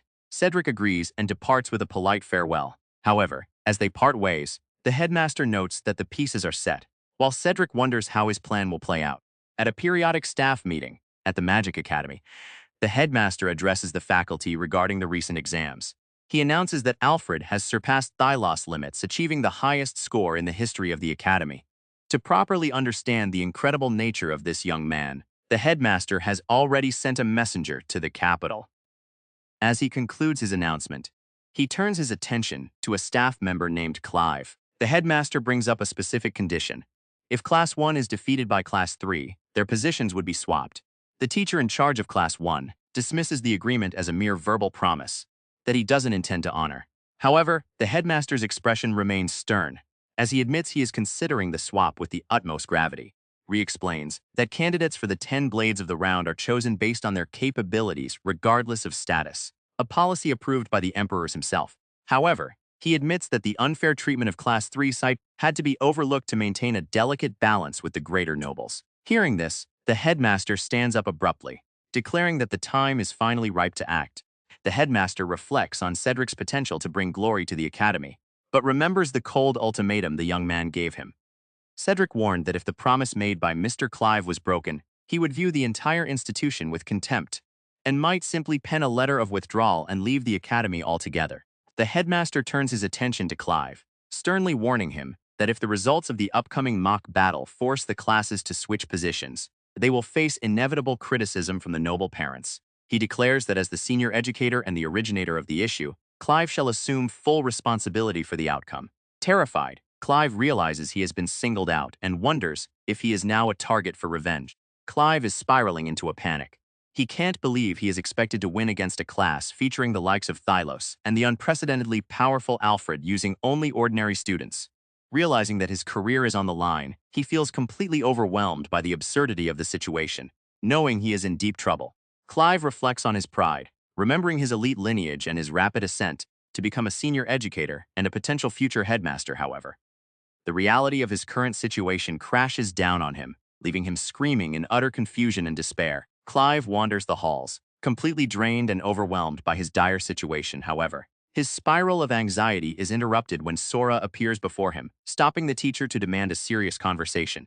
The scene shifts as a confident young woman appears with a playful smile.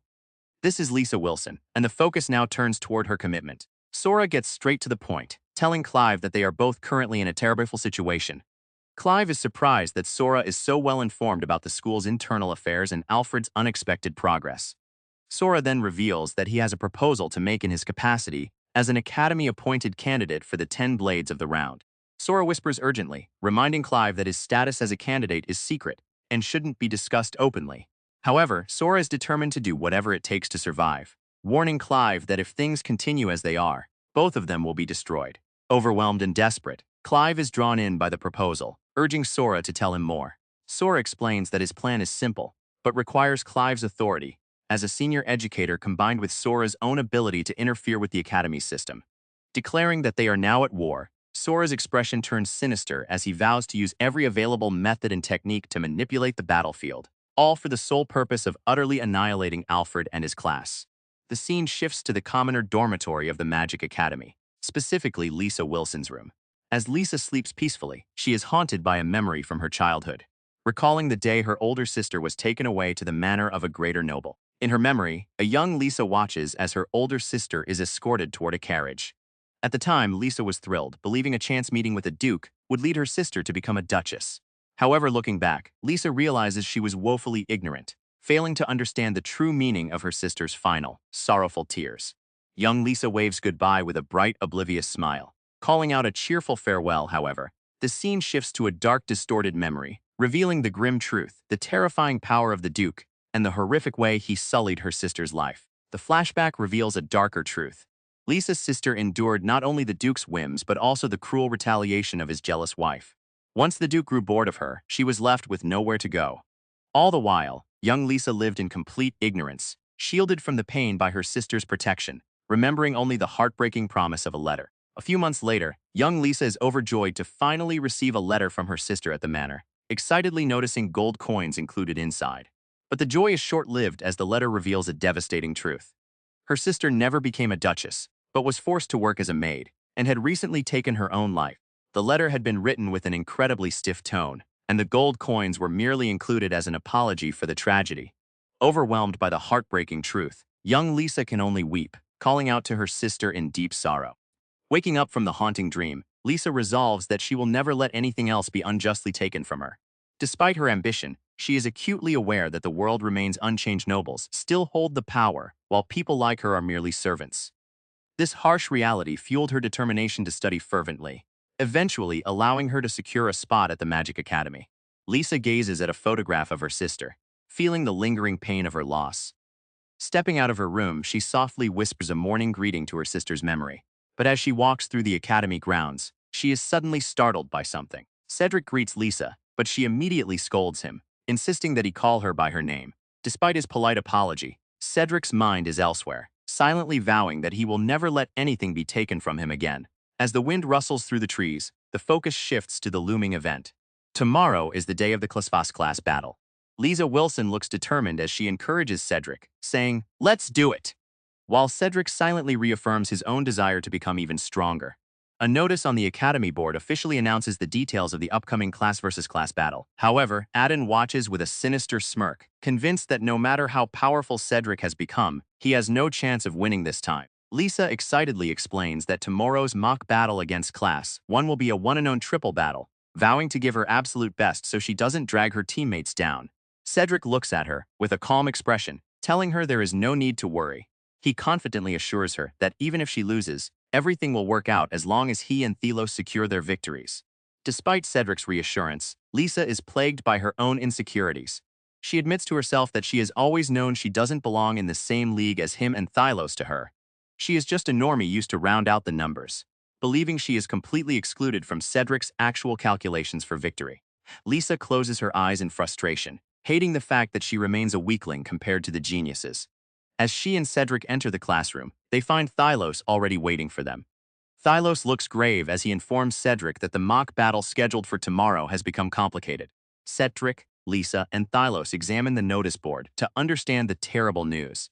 Thylos points out that the rules have been altered, separating their block from the Class 1 representative team in a round-robin tournament where winners are decided by average percentages. With a confident smirk, Thylos asserts that this change is clear evidence of how much their opponents fear battling them directly. Lisa is outraged that such critical exam rules were changed so abruptly, as the results determine who advances to the next grade. Thylos explains that this reckless plot is clearly the work of the 10 Blades of the Round, the only ones capable of overriding the rules so easily.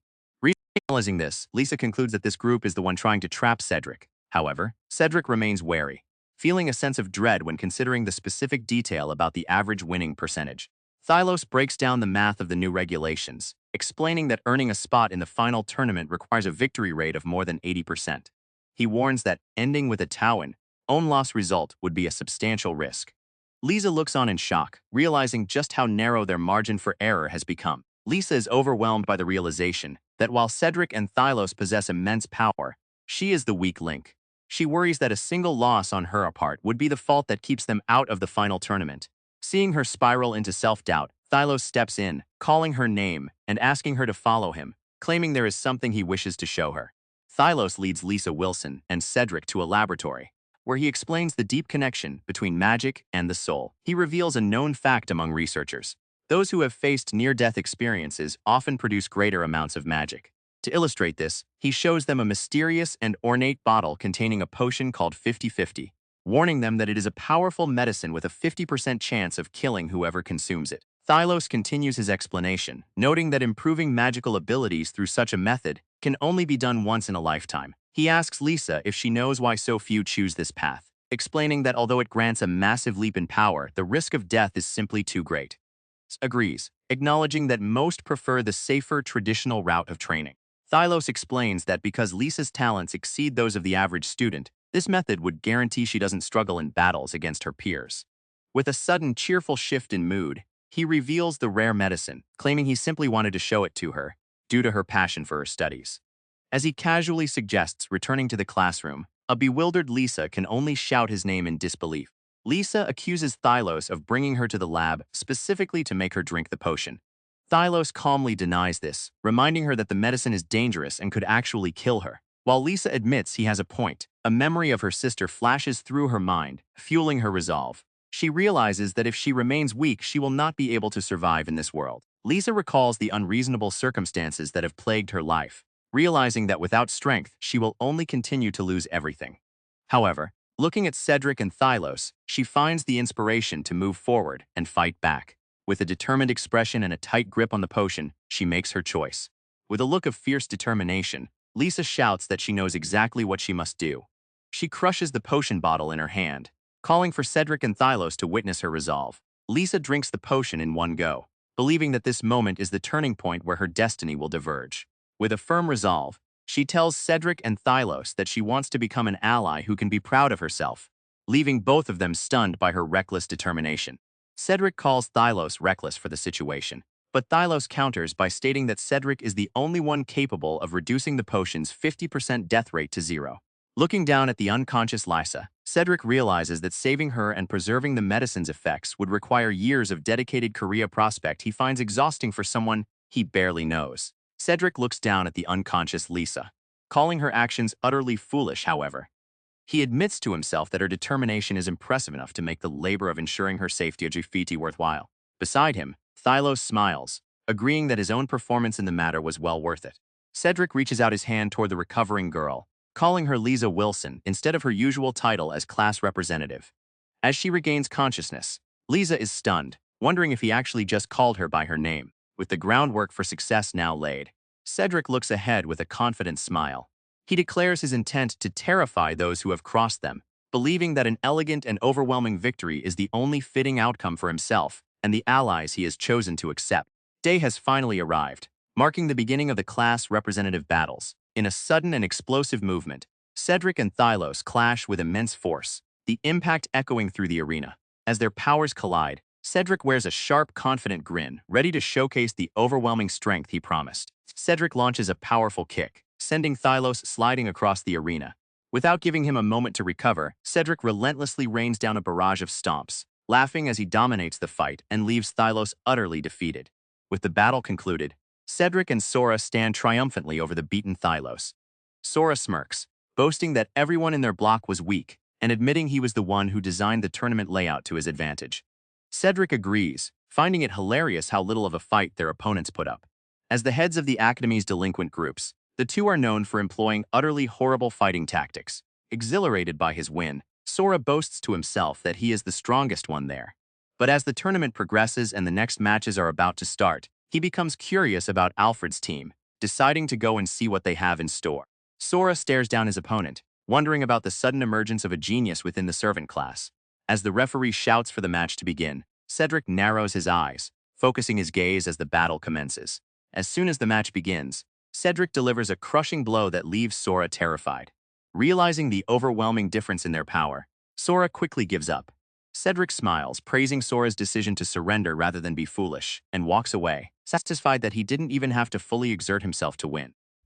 Sora fumes over how easily Thylos won his match, but Cedric quickly shuts him down, calling the defeated opponent a loser and reminding Sora that he would have fared just as poorly against Thylos. As they bicker, the crowd's excitement peaks when a student announces that it is finally Alfred's turn to step into the arena. Sarah nervously leans in and whispers a request to Cedric. To his surprise, she admits that she wants to surrender immediately, claiming she has no other choice since she knows she cannot beat her opponents. Sarah is flustered and embarrassed after accidentally biting her tongue. Cedric observes her reaction and reflects on the nature of bravery versus foolhardiness.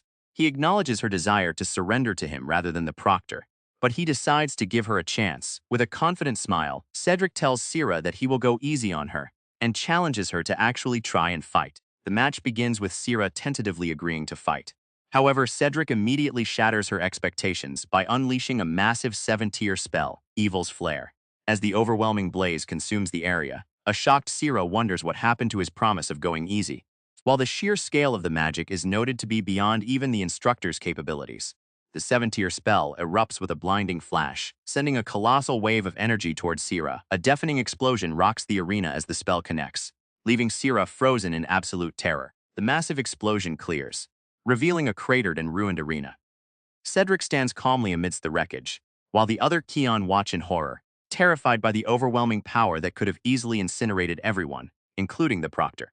Just as the explosion hits, a hexagonal barrier suddenly envelops Sierra and the Proctor, drifting them away from the center of the devastation. While Cedric shouts a warning, Sierra looks on in surprise, realizing that they are being protected by a heat-resistant wall. With a calm snap of his fingers, Cedric activates wind control, creating a current of air that carries Sierra and the Proctor to safety.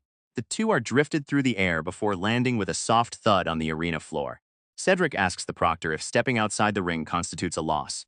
The Proctor quickly confirms that Sierra was out of bounds, declaring victory for Alfred. Despite the defeat, Sierra gratefully thanks Cedric for saving her from the blast. Watching from the side, Thylos chuckles, impressed that Cedric used both wind control and a heat-resistant wall to ensure her safety. Thylos observes the aftermath, contemplating the nature of a dominant victory. He notes that usually, winning without a real fight can destroy an opponent's reputation and pride. However, he realizes that Cedric did the opposite by safely removing Sarah from the battlefield. He secured his win while preserving her dignity, proving his superiority in both strength and thoughtfulness. Thylos looks on with a determined expression, stating that he expected nothing less from Master Alfred. Meanwhile, the other students are in a state of sheer panic. They are horrified by the spell that blew away the entire ring, fearing that they will be reduced to ash if they have to face him without a barrier. As the Keon talk amongst themselves, they discuss the fate of those on Alfred's team. Adin looks on with a pitying expression, sympathizing with someone he believes is suffering. Meanwhile, Lisa Wilson remains cold and unimpressed, noting how dreadful it is to have a burden on one's team. Cedric observes the situation, identifying Lisa Wilson as the sole weakness of Alfred's team. He notes that she has been matched against the most formidable opponent among the first-year students, the Scorching Levy.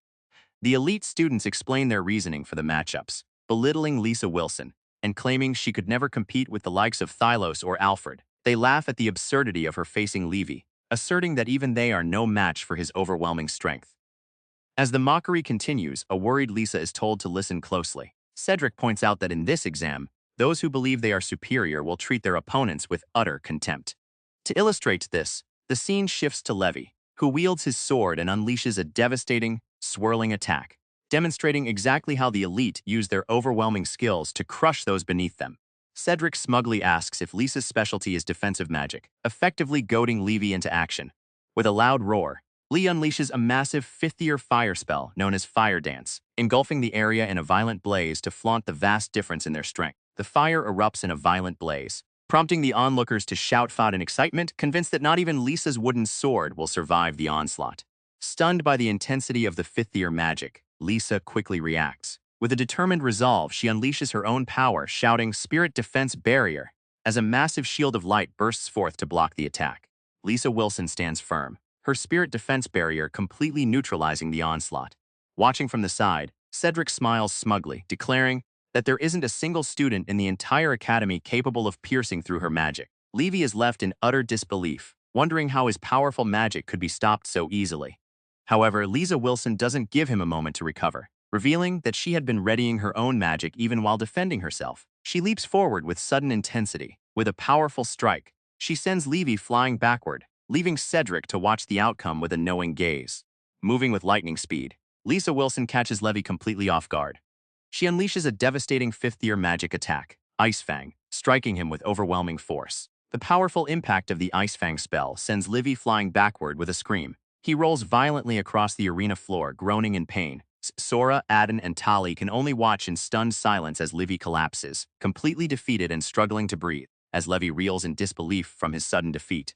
Lisa Wilson beams with confidence, declaring her victory. The observers can only marvel at how perfectly the battle unfolded, exactly as Cedric had predicted. The scene transitions to the imposing Belial residence. Inside, Algren Belial, the father of Alfred, is seen focused on his work, writing diligently at his desk. A subordinate enters Algren Belial's office to deliver news. When the man mentions Alfred, Algren's expression turns cold. He sternly warns the subordinate never to speak of him again, declaring that he has disowned the disgrace, and that Alfred is no longer his child. The subordinate desperately pleads for Algren to listen, mentioning that the grade promotion exam was a sight to behold. Algren, however, remains cold and indifferent, stating he wouldn't care even if Alfred were held back another year. With a look of pure hatred, Algren declares that Alfred brought this upon himself, and orders him to be thrown out of the residence immediately. Indifferent to whether his son ends up dying a dog's death, Algren coldly declares that he has no interest in failures and threatens to fire the subordinate if he dares to speak Alfred's name again. Desperate, the subordinate insists that it is not like that, revealing that the young master actually scored a perfect mark on the scholastic exam. He further adds that Alfred even beat out Thylos Taylor to take first place in his grade, leaving Algren frozen in utter disbelief. Algren is shown evidence of Alfred's shocking performance, including the successful casting of an 8th-year magic spell and an overwhelming display of power during mock exams. Completely bewildered, Algren struggles to believe the news and demands more information. The subordinate then reveals a missive from the headmaster, suggesting that Alfred might be manifesting atavism. Algren Belial recalls the legendary origins of the Belial household, a lineage blessed by fierce gods and renowned for immense magical talent. Intrigued by the reports of Alfred's power, he asks about the remaining exam schedule. When the subordinate reveals that Alfred's team has dominated every match, and a deciding tournament is set for next week, Algren abruptly stands up. He orders his schedule cleared, determined to witness the final match with his own eyes.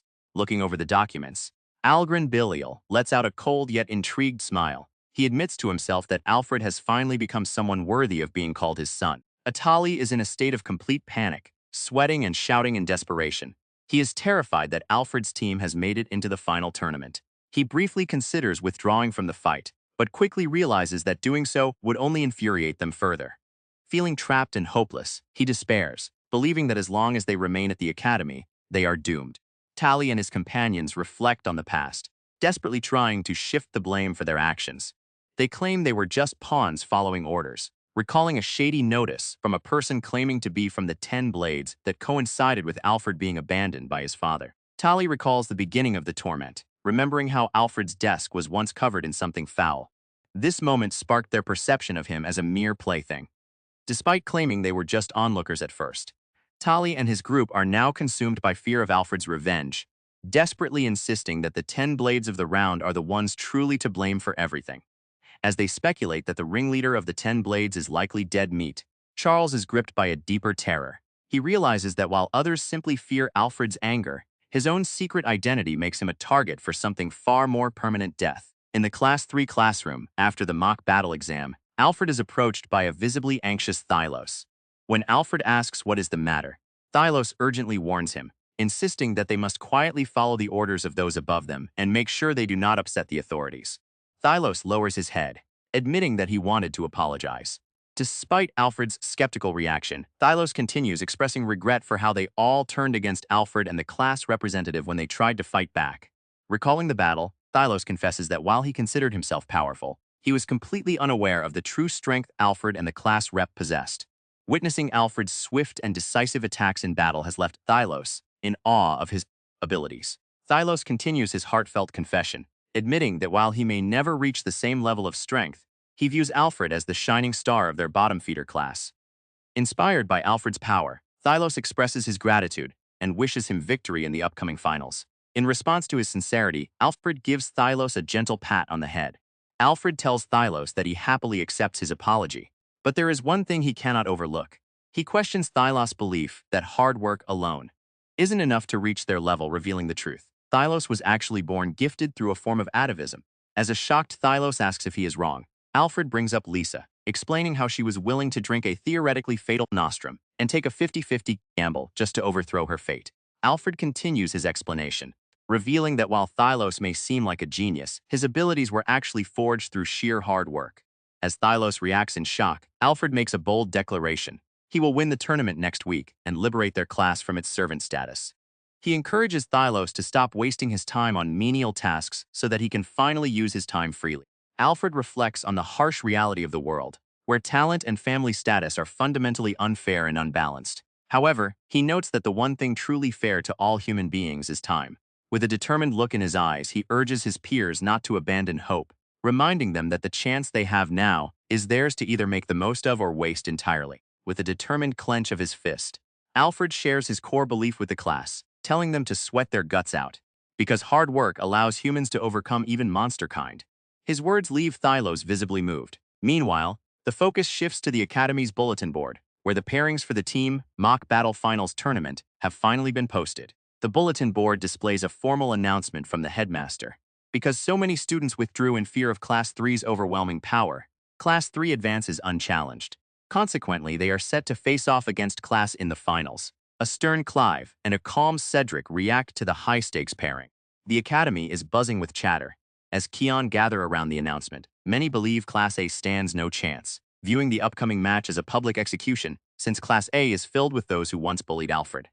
Some speculate that the headmaster was won over by Alfred's strength, while others are excited to see Thelosk. Amidst the noise, a student from Class A stares in horror, realizing that this tournament is actually a signed and sealed invitation to a revenge match orchestrated by Alfred. Panic erupts within Class A as the reality of the match sinks in. One student curses Alfred, realizing there is no escape from this confrontation. Inside the classroom, the tension peaks as another shouts at his peers, demanding to know if they can actually win, fearing that a defeat will result in the demotion of their entire class. The dread intensifies within Class A as students realize they are up against Thylos Taylor, and a monster capable of casting 8th-year magic, leaving them feeling hopeless. Asirafa cuts through the panic, harshly mocking her classmates as blockheads, and demanding they find some moronic trick to secure a win. Off to the side, one student fumes in silent fury, cursing her for her arrogance. Sarah coldly orders her classmates to secure a victory, asserting her authority as a great noble. This only provokes the other students, who shout back that they are nobles as well, and tell her to fight if she is so confident. As the argument escalates into insults and claims of nobility, the underlying terror of facing Class 3 remains, leaving some students in a state of panic and confusion. Tally informs her classmates of the dire stakes. A loss in the finals would result in Class A swapping places with Thylos class, plummeting them to the rank of Class 3. The horror dawns on her as she realizes this means they would effectively become servants. For Tally, a daughter of the prestigious Habsburg household, the idea of such a demotion is an absolute nightmare, leaving her in a state of total denial, while Haru looks on in confusion. Tally is utterly devastated, her mind refusing to accept the possibility of such a fall from grace. In a fit of panic and denial, she screams that it cannot happen before collapsing onto the floor, leaving Sierra and her other classmates stunned by her reaction. Soren looks on in disbelief at the chaos unfolding around him. Seeing his classmates completely lose their composure and fall into despair, he realizes that the morale of Class A has already crumbled, making it feel as though they are already doomed. Unable to contain his frustration, Soren lashes out, delivering a powerful kick to a wooden crate. As he stands there agitated, Cedric approaches him, questioning why he is beating up a crate. Soren looks at him with a distressed expression, reminding Cedric that since he acts as his informant, he should already be well aware of why he is so angry. Cedric hands Soren the requested documents, explaining that he investigated Alfred's activities surrounding his sudden change. He points out a specific date in the National Library's borrowing history, which is the day before Alfred returned to the Academy. Shocked by the discovery, Soren realizes that Alfred must have been searching for a way to get revenge on everyone. Cedric explains that Alfred had studied numerous books on synthesizing physical boosting medicines and temporarily increasing magical power, noting that these methods often had extreme effects. Looking at the records, Cedric realizes this explains why Alfred suddenly became so strong and why his personality shifted so drastically. As Soren asks what's wrong, Cedric tells him to be quiet, admitting that one of the books has piqued his curiosity. Soren asks Cedric for his opinion on how Alfred suddenly became so strong. When Cedric suggests it might be due to atavism, Soren quickly dismisses the idea, stating that Cedric is wrong. He reveals the existence of a near-forbidden grimoire focused on demon-summoning rituals, which Alfred could have accessed through his household. To gain such overwhelming power, one must offer their own soul as collateral to form a powerful contract with a demon. Soren continues his explanation, detailing the second method of demon summoning, offering one's own body as a vessel for a demon to possess. He describes humans as mere livestock compared to the demon ancestors who rule the land, making it nearly impossible to challenge such power. Convinced that Alfred used this possession method, Soren's expression turns fierce and determined as he declares that there is still a way to defeat a demon and that they can win. Ryan slams his fist in frustration, cursing Charles for the failure of the student's plan. He panics, fearing that if the servant class wins, he will be driven out of the academy. Convinced that Alfred and Thylos are invincible, he despairs at the thought of having to take a teaching job at some second-tier countryside magic academy. The headmaster suddenly appears, calling out to Clive. Startled, Clive asks how he can help, but the headmaster quickly brings up a serious matter. He reminds Clive that his class consists of many children from high-ranking noble families, and warns that if they were to fall to Class 3, Clive's professional standing would not be enough to protect him from the resulting resentment of those families. Clive is visibly shaken, attempting to deflect the term perpetrator, while promising to apologize to the noble families. However, the headmaster remains cold, explaining the grim reality. If the nobles take action, Clive will be banned from every other magical academy, making it impossible for him to ever find work as a sorcerer again. The headmaster continues his cold warning, explaining that even alternative paths like alchemy or selling medicinal items will be closed off to him. Clive is paralyzed with shock, realizing that he isn't just losing his teaching position, but is being completely blocked from practicing magic in any capacity.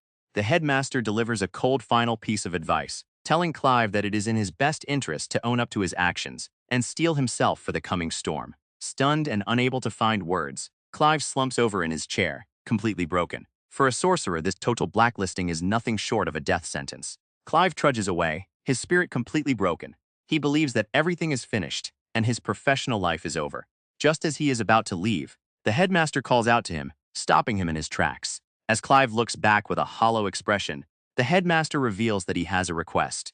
Clive firmly rejects the headmaster's request, stating that he cannot risk getting further involved with Alfred while his own career is on the line.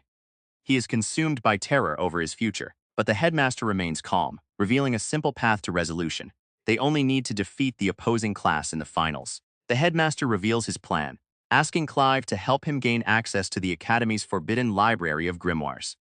Clive is shocked, warning that such an action could be considered a crime and questioning the headmaster's motives. However, the headmaster dismisses his concerns, bluntly reminding Clive that he is in no position to lecture anyone given how desperate his current situation is. The headmaster stares down Clive with a cold intensity, bluntly telling him to get with the program, or they will both face total annihilation. Clive can only shudder in fear as the headmaster declares this as their only recourse. Shortly after, the headmaster turns his attention to a gathered crowd, asking them if they all hate the idea of being demoted to the servant class. The Kayan are bewildered as to why Charles has gathered them all together, questioning if he is simply stating the obvious. However, Charles reveals a startling claim. He has determined the secret behind Alfred's strength, declaring that Alfred is under demon possession. The classmates react in shock to Charles' claim, agreeing that it explains why Alfred's personality has changed so drastically. Charles continues his explanation, asserting that summoning a powerful demon requires the heavy price of offering up one's own life. Hearing this, Alfred is struck with a sudden realization, his eyes widening in shock as he gasps. A haunting memory of their cruelty flashes back as the Kian realize they are the ones who pushed Alfred to the end of his rope. Panicked, they realize they are now up against a demon who has mastered eighth-tier magic. Charles agrees, noting that they cannot involve the nation in a mere student quarrel. Calling a royal court sorcerer would spark a diplomatic nightmare with monsterkind. However, he seems to have another idea. The headmaster sternly demands that Clive hand over the item. With a tense expression, Clive complies and gives him the wrapped package. Inside is a forbidden grimoire known as the Temptations of the Netherworld, an ancient text on demon summoning left behind by a shaman from 5 centuries ago.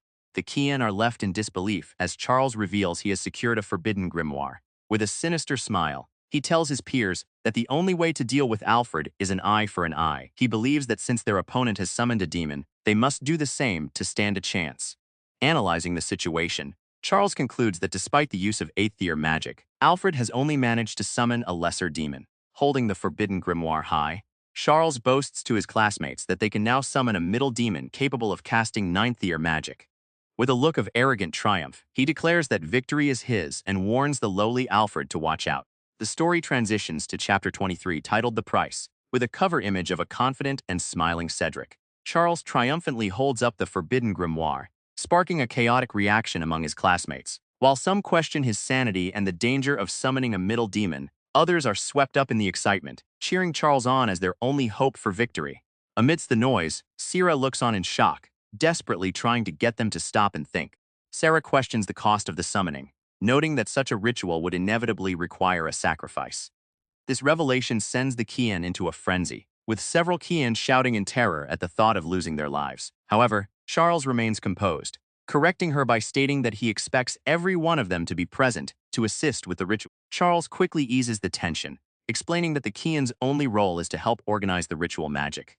He notes that not everyone in the room is a target of Alfred's revenge. As the relieved Kian trudge out of the room, Charles stops two of them, asking them to stay behind for a moment.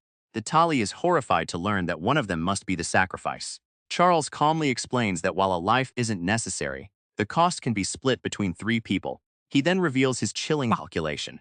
The price of the ritual can be paid with a pair of arms and legs. Charles begins to detail the gruesome cost, suggesting that students each offer up one of their arms to the demon.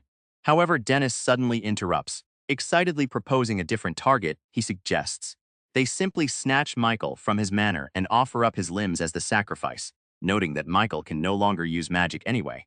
While one classmate is left exhausted by the suggestions, leading Charles to remark on how twisted they all are. Dennis is stunned to see Michael suddenly standing in the doorway. Michael, with a sinister smile, explains that he managed to sneak out of his manor for a few days.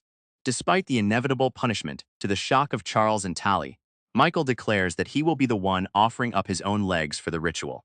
Michael solemnly explains that since he cannot freely leave his manor, his legs serve no real purpose, making them a suitable sacrifice. He nonchalantly mentions that he has a maid to take care of his hygiene, even suggesting that adding diaper changes to her duties wouldn't change much for him. The other students are left stunned by his detachment, with some bringing up the miserable state of a former noble named Chad as a grim comparison to Michael's fate. A gruesome vision of Chad's misery in prison flashes by, where he is tormented by aggressive criminals every single night. Back in the classroom, Charles continues to manipulate the other two students, arguing that losing just one arm is a small sacrifice if it guarantees their victory and allows them to keep their social standing. Aiden explodes in a fit of rage, screaming that Alfred is the bottom-feeder trash who destroyed his entire life. Driven by a blind desire for vengeance, he vows not to die until he sees Alfred torn limb from limb.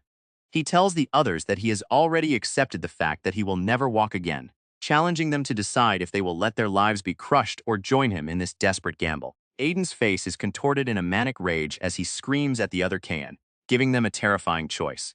Agree to the sacrifice or spend the rest of their lives with only one arm. Overwhelmed by his intensity, one of the Can frantically agrees, unable to withstand the pressure. With no further objections from the group, Aden triumphantly declares their next move. He reveals a sadistic plan called the Massacre of Alfred Dinner Show, where they intend to have a middle demon destroy Alfred.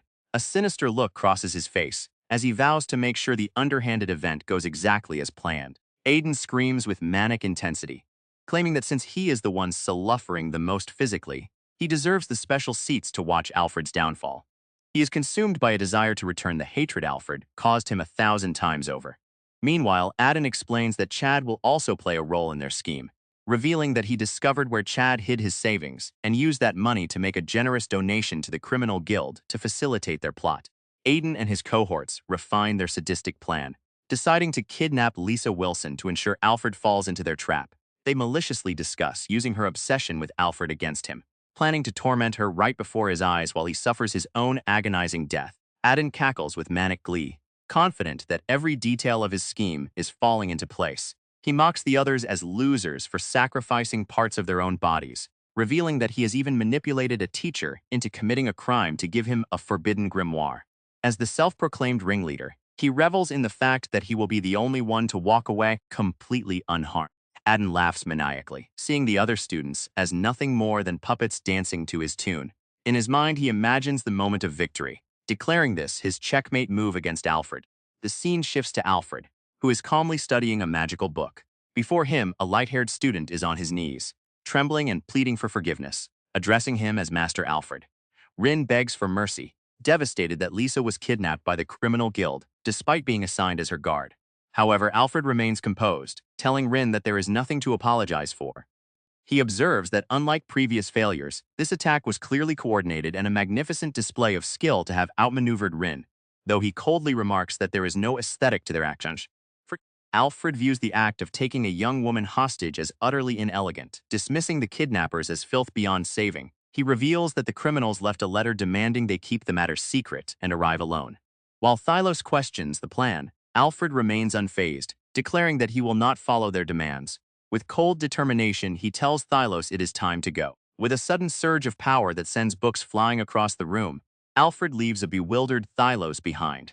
He calmly mentions that there is an elegant method to settle the affair, but his gaze turns lethal as he vows that if the kidnappers have laid a finger on Lisa, he will ensure that not even a finger of theirs remains. The atmosphere suddenly turns tense as the headmaster declares that they are now in crisis mode. A bewildered Clive asks what has happened, prompting the headmaster to reveal that he had sent a sample of Alfred's blood to the Imperial Graduate University of Magic for magic verification. While he admits he doesn't have the full details yet, the results he has seen are alarming enough to leave Clive fearing the worst. The headmaster continues his explanation, revealing that for tomorrow's final tournament exam, the Magic Guild is sending one of their most powerful figures. He announces that one of the three holy sages, Lady Isabella of the Sacred Flame, will reportedly be in attendance. Clive reacts with utter disbelief, questioning why a holy sage would bother attending such a simple exam. The headmaster explains that they can only wait for further news from the capital, though he reflects that this unusual attention signifies just how unique of a student Alfred has become. The scene shifts to a desolate Western-style building, a place once used for gruesome sacrificial rituals during the height of demon worship. Stained with the blood of many, the residence is said to still be permeated with immense amounts of dark mana. Standing before the ominous structure, Cedric and Thylos prepare themselves, with Cedric declaring that there is no better site for summoning a demon. Standing before the ominous manor, Thylos reports on the strange cargo smuggled inside, ranging from drugs to livestock. Cedric adds that Lisa was delivered outside the building before being brought in. With a cold, piercing gaze, Cedric deduces that the culprits they are dealing with are none other than the boys from Class 1. Thylos is stunned to discover that the students are attempting to summon a demon to seek revenge for Michael and Chad. When Thylos questions how Cedric gathered so much information so quickly, Cedric cryptically mentions his past experience as a detective. Analyzing the situation, Cedric concludes that the materials they have are only sufficient to summon a middle demon, finding their attempt to challenge him utterly laughable. Cedric takes the opportunity to lecture Thylos, warning him that assuming things based on advanced information can be fatal. He brings up Thylos' past failure with a minotaur, causing Thylos to apologize profusely. A flashback reveals that Thylos had been misled by garbage information from the Adventurers Guild, which led to the mishap. Walking toward the entrance of the manor, Cedric delivers a final piece of wisdom to Thylos. He tells him that if he truly aims to become the strongest, he must remember that a lion hunts even a mouse with its full strength, emphasizing the danger of complacency. Inside the manor, the air is thick with the scent of blood. Dead pigs and chickens are scattered across the floor, their blood used to paint a massive, sinister magic circle. Amidst the carnage, Lisa Wilson lies motionless on the cold tiles, while Cedric looks on at the horrific scene. Lisa Wilson lies unconscious as the ritual site reeks of blood. Nearby, one of the students involved begins to spiral into panic, complaining about the Malfacel and lamenting their decision to participate in ritual magic despite their lack of strength. He admits that they have committed serious crimes, including kidnapping and robbery, and now fears the consequences, desperately wishing he could just go home. Ian admits that he has no real desire to witness Alfred's pathetic death, a feeling that Tally honestly shares. Tally notes that as long as it prevents them from becoming servants, he doesn't care, while Ian smugly adds that it would be a shame to go home empty-handed. Tally's expression turns to shock as he tells Ian to look down at his feet. Tally suddenly has a realization, looking down at the unconscious girl with a sinister expression, deciding that it would be a waste to let others like Dennis have all the fun. Tally decides to take their turn first. With a creepy laugh, Tally reaches down to grab Lisa Wilson. Tally breathes in the stench of the room, finding it strangely stimulating. As the feeling drives her wild, she decides she needs to calm herself down and begins to touch the unconscious Lisa Wilson, expressing her twisted pleasure. Tally looks down at the helpless Lisa Wilson with a sadistic grin, mocking her fate by saying she'll only end up dead. With a manic expression, she decides she has chatted enough and prepares to finally dig in. Just as Tally prepares to commit her cruel act, a sudden and overwhelming strike hits her with immense force, sending her flying across the room. Tally is sent crashing backward with a scream. In her place, Cedric appears. Kneeling beside the unconscious Lisa Wilson, he apologizes for his late arrival and notes that the rotten smell of the room is truly unbecoming for a lady like her. Cedric stands with a determined expression, declaring that he will end this quickly. However, as a door creaks open, a mocking voice challenges him, suggesting that the outcome will be quite the opposite. Aiden reveals himself with a manic grin, shouting that it is Alfred who will be the one put to an end. Cedric's expression darkens as his anger peaks. Ignoring the mockery from the group, he coldly declares that he is in an exceedingly foul mood and challenges Aiden and his companions to face him all at once. A title page appears, marking the start of the trial. Cedric is depicted with a sharp, determined gaze, enveloped in swirling currents of power as the title commander-in-chief of the Magic Guild looms behind him. Facing the group, Cedric's challenge is met with a sneer. Aiden mocks him, pointing to the ritual arrangement, and declaring that they aren't the ones who will be fighting him. Nearby, Rin notices a familiar figure on the floor and is bewildered to see Michael present at the site. Aiden signals his group to proceed, shouting that the time for their revenge has finally come. Suddenly, the magic circle erupts in a brilliant flash, sending a shockwave through the room that catches those nearby off guard. Aiden screams for Alfred to die as the ritual reaches its peak. Amidst the chaotic energy, Rin is thrown into turmoil.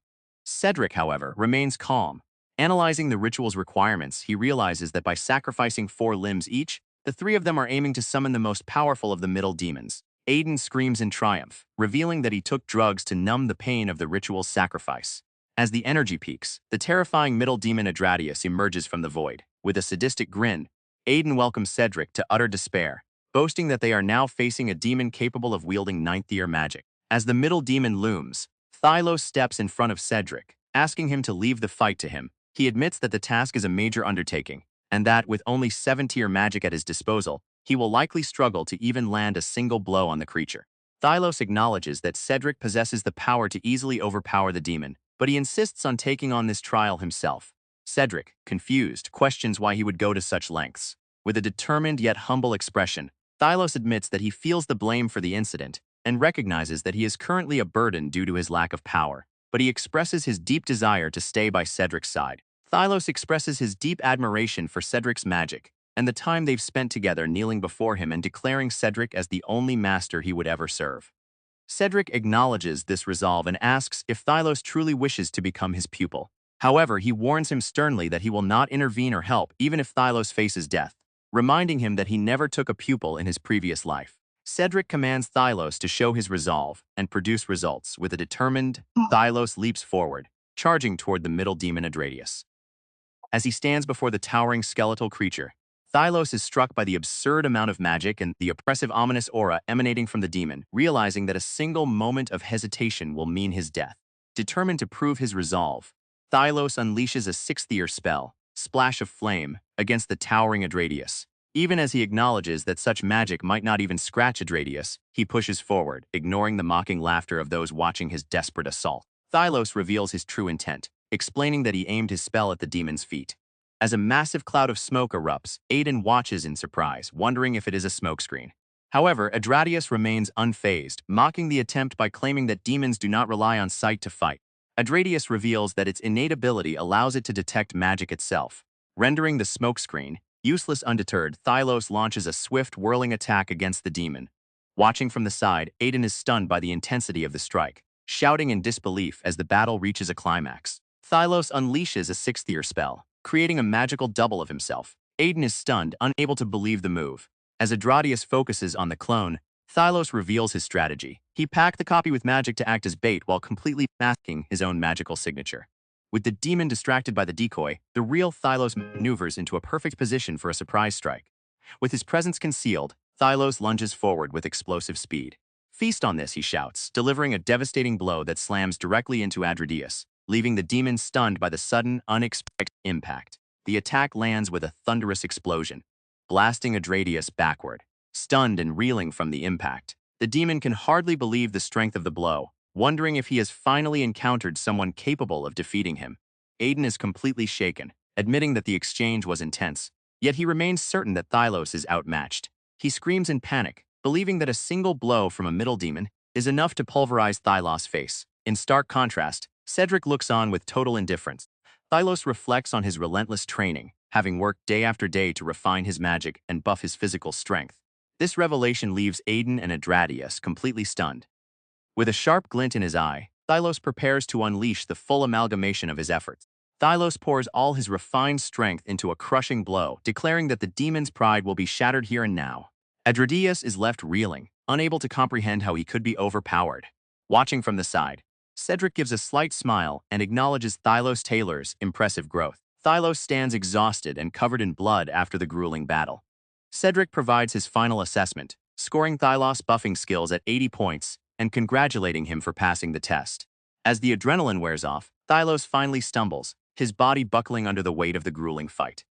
Nearby, the defeated Adradius remains standing, a sinister grin spreading across his skeletal face as he watches the young man. Thylos stands trembling, panting heavily as the adrenaline fades and exhaustion takes over. Even in his weakened state, his eyes remain focused. Suddenly, a powerful burst of light flashes across the scene. The sudden flash of light erupts into a massive beam of energy, slamming directly into Adradius. As the demon is engulfed by the blast, Cedric looks on with a faint, knowing smile, witnessing the conclusion of the clash. As the dust settles, Cedric reaches down to assist Thylos, who lies spent on the floor. Looking up with a bewildered expression, Thylos softly questions him, remembering that Cedric had once said he wouldn't come to his rescue. Cedric pulls Thylos up and explains with a smirk that his previous words were only valid until Thylos passed the test. As Thylos slumps in exhaustion, Cedric adds a provocative remark, claiming that Thylos has nothing to gain by becoming his pupil. Cedric looks at Thylos and tells him that if he still wishes to follow him, he should aim to become a better version of himself by his side. While Thylos is stunned, Eden reacts with utter disbelief and anger, questioning the situation. Eden shouts in outrage, claiming that rescuing Thylos changes nothing and that both are doomed to die. As the terrifying legend of Adradius, the battlefield's god of death, is recounted, Eden mockingly asks Cedric, addressing him as Alfred, what he possibly intends to do against such a monster. Eden shouts aggressively, pointing out that even the high and mighty Thylos couldn't land a single blow on the demon. However, Cedric looks on with a calm expression. Reflecting on Thylos' actions, he realizes that, despite facing a foe he couldn't hope to beat and knowing a single mistake would mean death, Thylos still devised a plan and shored up his courage to fight. To Cedric, this level of determination makes the boy truly exceptional. Adradius is left in disbelief, unable to comprehend how a fool like Thylos could have struck back. Meanwhile, Eden lets out a manic laugh, mockingly advising Cedric that his only option now is to get on his knees and beg for mercy. Eden screams with manic intensity, declaring that death is the only path left for Cedric and that no mercy will be shown. As Adradius opens his maw to strike, Eden bellows for Cedric to die like a dog. Yet amidst the chaos, Cedric remains completely calm, glancing toward Michael and telling him that they cannot have this behavior. Clive steps into the room, playing the role of a disappointed educator as he scolds Eden for his crude language. However, the facade quickly vanishes. With a chilling sneer and a cold gaze, he reveals his true sadistic nature, stating that death is the only possible outcome for those present. A chorus of mocking laughter fills the room. Clive, Eden, and the surrounding Kian all snicker in unison, treating Cedric's inevitable death as a cruel joke while he stands calmly before them. As the mocking laughter of Clive, Eden, and the others fills the air, Cedric remains unfazed.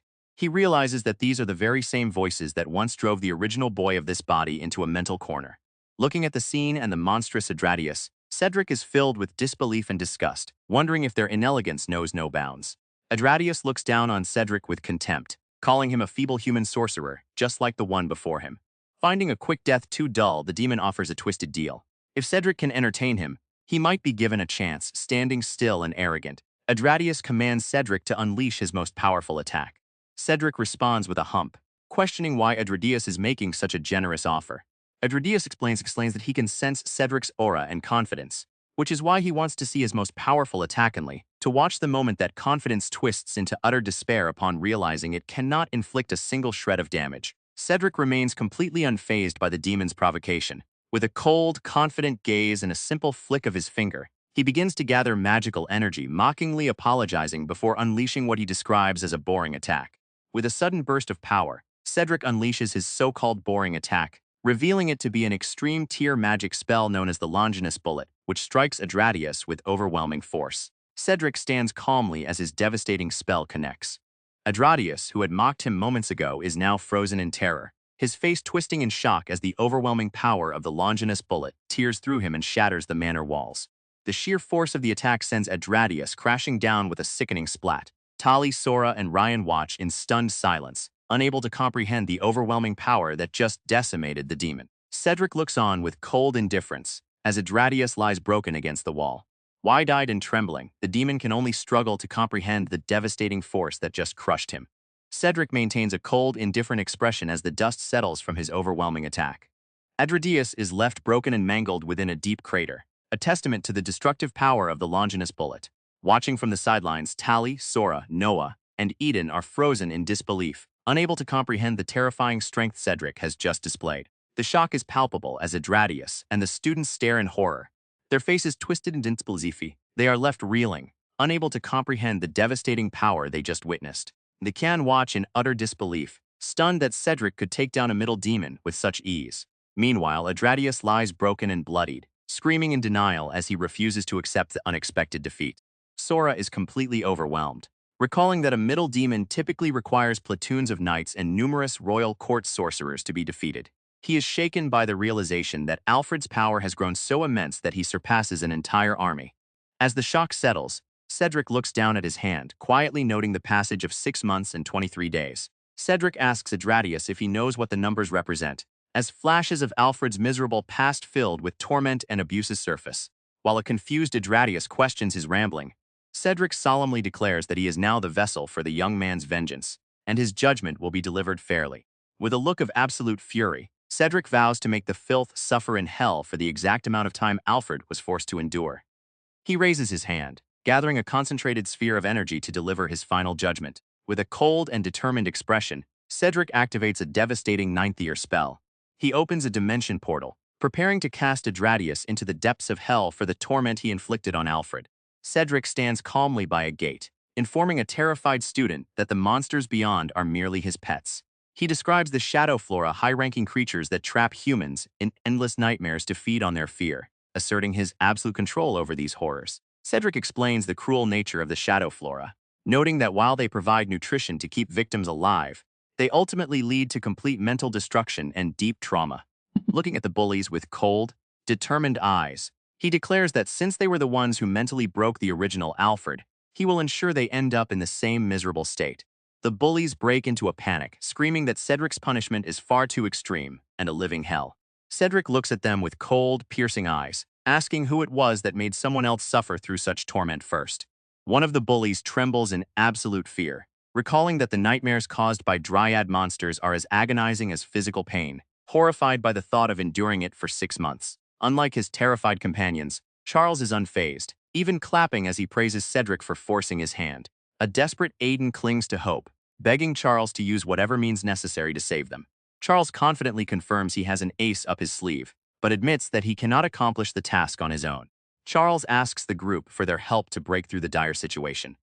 Desperate to avoid the horrors Cedric described, the Kian quickly agree to do anything. However, Charles' tone turns serious as he asks if they are truly willing to put their lives on the line, leaving them stunned by the weight of his request. Driven by sheer desperation, Aiden screams his agreement to Charles' plan.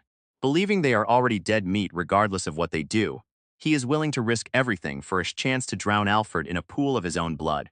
Cedric's eyes widen as he realizes Charles' true intention, but it is already too late. With a sinister smirk, Charles confirms the deal, standing at the center of a completed magic circle. He reveals his plan to offer an even greater sacrifice than before to unlock ultimate ear magic. Snapping his fingers with manic glee, Charles declares that the stage is now set to summon a greater demon. The ritual begins with a sudden, crushing force. The bullies collapse, unable to move their bodies as terror grips them. Aiden and the others scream in absolute agony before their heads violently explode in a spray of blood, their lives extinguished instantly to fuel the summoning of the greater demon. The carnage unfolds relentlessly, leaving the remaining students in a state of absolute terror. One student screams in horror, realizing that they are being sacrificed one by one, while another trembles, fearing the political fallout of such a massacre among the children of nobles. Watching the bloodbath, Cedric is taken aback despite his cold threats and grandstanding. He never actually intended for them to die. Cedric admits that he never anticipated the situation would escalate to the point of killing his classmates. However, Charles mocks him, stating that his words have betrayed his true identity. Charles reveals that he knows Cedric is the mastermind and a candidate for the 10 blades of the round, condescendingly praising Alfred for having more than just magical talent. Charles demands to know why Cedric persecuted him, but Cedric coldly replies that he only gave Charles what he deserved. Consumed by jealousy and rage, Charles screams that no matter how hard he studied or practiced magic, He was always seen as inferior simply because of Cedric's family name. Cedric looks on with a blank expression, claiming he doesn't recall any such mistreatment. Cedric calmly mentions that he once believed Charles was his best friend, as those were the only memories he held of him. This triggers an explosion of rage from Charles, who screams that their friendship was nothing more than a forced arrangement by their parents. Charles reveals he hated playing the role of a sycophant and felt deeply humiliated. He confesses that when Cedric was finally disowned by his father, he saw it as had always looked down on it, so a Adric Chand looked down on him. Charles cackles with manic intensity as the magic circle erupts with overwhelming power. He declares that the entity he is bringing forth is a greater demon, the right hand of Abaddon, one of the kings of hell. With a final triumphant scream, he commands everyone to feast their eyes upon Deathblaze. With a sudden, powerful burst of energy, the Deathblaze manifests, its terrifying presence looming over a smugly smiling Charles. Deathblaze lets out a thunderous roar as it looms over the area. Charles, his expression twisted into a manic, wide-eyed grin, screams in triumph, declaring that he will finally have his vengeance and that the countdown to Alfred's despair begins now. Charles proudly reveals the monstrous form of Deathblaze, proclaiming it as the right-hand demon of Abaddon, one of the kings of hell. Cedric looks on in shock, struggling to process the demon's identity. Meanwhile, Ryan is paralyzed by sheer horror, letting out a terrified shriek before collapsing to the floor in total despair. Cedric calmly identifies Deathblaze as one of the 5 divine generals of battle serving under Dark Nebula. This revelation leaves the demon stunned, as only the highest-ranking aides or equals of its master should know that name. Meanwhile, Charles looks on in total confusion, having no idea who Dark Nebula is. Deathblaze is stunned as Cedric hints at his true identity, mentioning his past relations with Abaddon. The demon's shock turns into absolute terror and respect as he recognizes Cedric as the legendary Great Sage. Dropping to his knees in total submission, Deathblaze acknowledges his status, while Cedric calmly asks about the health of the demon's master. Deathblaze delivers a request from his master, inviting Cedric to visit his castle. Cedric calmly agrees to consider the offer, treating the powerful demon with an air of superiority. Watching this interaction, Charles is completely bewildered, struggling to comprehend how the weak Alfred he once knew could possibly be the legendary heavenly visitor and great sage. Not a single thing makes sense to Charles. Cedric looks at him coldly and tells him not to make him repeat himself, explicitly stating that he is the heavenly visitor and great sage, Cedric, and that the body he is in is merely a vessel. Staggering in shock, Charles questions if he really just referred to himself as Cedric. Looking at the scene, Charles struggles to process the possibility that his friend is the greatest sage in human history, admitting that while he's never heard of rebirth magic, he can no longer dismiss this as a fantasy. A wave of realization washes over Charles, as fragmented memories of Cedric's mysterious and overwhelming strength flash through his mind. The pieces of the puzzle finally click into place. Everything that seemed impossible about his childhood friend now makes total sense. Charles stumbles back, his legs giving way as the weight of the revelation hits him. Looking at Cedric, who stands with an aura of absolute calm, Charles realizes the sheer scale of his mistake. He admits to himself that he has foolishly picked a fight with a man who walks among the divine. Cedric calmly points out the absurdity of Charles' actions, stating that if he truly wanted to challenge him, he should have summoned the Demon King instead. Charles is completely overwhelmed, screaming in disbelief as he realizes Cedric speaks of the Demon King with an unsettling familiarity. Cedric reveals a shocking truth. He and the Demon King, Abaddon, have been sworn friends since they fought 20 years ago. Charles can only laugh in hysterical disbelief, completely broken by the sheer size of Cedric's power and status. However, the atmosphere suddenly turns freezing as Cedric confronts Charles with his heinous crimes: kidnapping of Lisa and the cold-blooded murder of 30 of his own classmates. Charles stands frozen, his face pale and eyes wide with dread. Cedric's cold voice cuts through the silence, delivering a merciless warning. Don't think for a second that you will be spared. With a cold flick of his finger, Cedric sends a small sword flying through the air, where it clatters onto the floor in front of the trembling Charles, looking down at him with absolute indifference. Cedric tells him that this is a shred of mercy, challenging Charles to decide if he wishes to use the blade. Utterly confused and paralyzed by fear, Charles can only wonder what the purpose of this gesture is. Charles momentarily wonders if the sword is a way out, but Cedric's cold logic quickly shatters his hope. Cedric calculates that by killing 30 classmates, Charles robbed them of approximately 500 years of life. As a cruel retribution, Cedric decides to feed Charles to the Shadow Flora, condemning him to endure endless nightmares for those same 500 years. Cedric coldly informs Charles that he doesn't need to worry about his lifespan, as the centuries of suffering will take place entirely within his dreams. Overcome with terror, Charles realizes that Cedric has no intention of being lenient. Cedric then points to the knife on the floor, explaining that the only true mercy he can offer is the chance for Charles to take his own life. Cedric leaves the choice entirely to Charles. End his own life now, or suffer an eternity of nightmares at the roots of the shadow flora. Paralyzed by fear and hyperventilating, Charles descends into a state of pure panic. In a desperate attempt to escape the coming torture, he reaches out and grabs the knife. Overwhelmed by terror, Charles breaks down, sobbing and pleading for Cedric's forgiveness. He begs for clemency, desperate to escape the horrific fate awaiting him. However, Cedric remains cold and indifferent. His haunting tone, Cedric reminds him that Alfred's memories still live on inside him, mockingly suggesting that Charles should therefore consider him his best friend. Charles continues his pathetic plea, calling out to Alfred and claiming they were best friends in a desperate attempt to avoid punishment.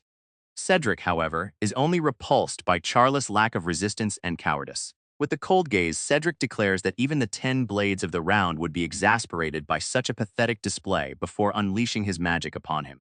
Charles screams in terror, desperately begging Al to stop, but his pleas are useless. Cedric's magic violently grabs him, hoisting him into the air. With a cold and unwavering gaze, Cedric asks Charles if he remembers the last words he said to young Alfred, promising to repeat them back to him. With a cold and unwavering gaze, Cedric delivers the final blow. He repeats the heartless words Charles once spoke to young Alfred, bidding him a permanent farewell and praying that they never cross paths again.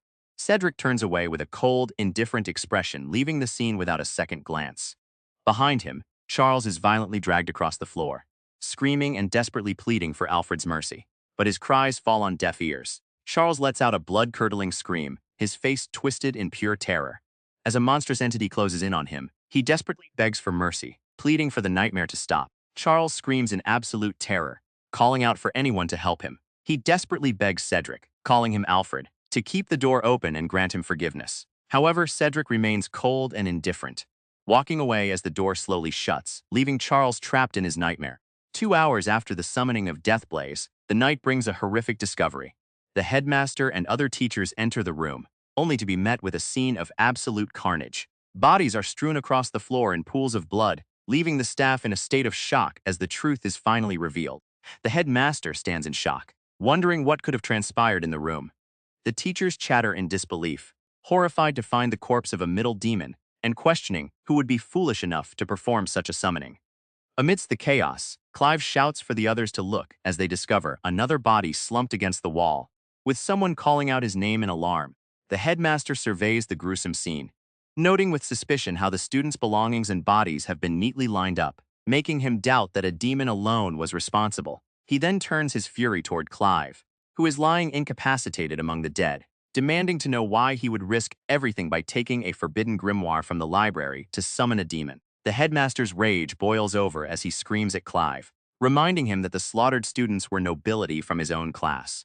He demands to know what happened to the summoned demon, questioning if Clive was the one to defeat it.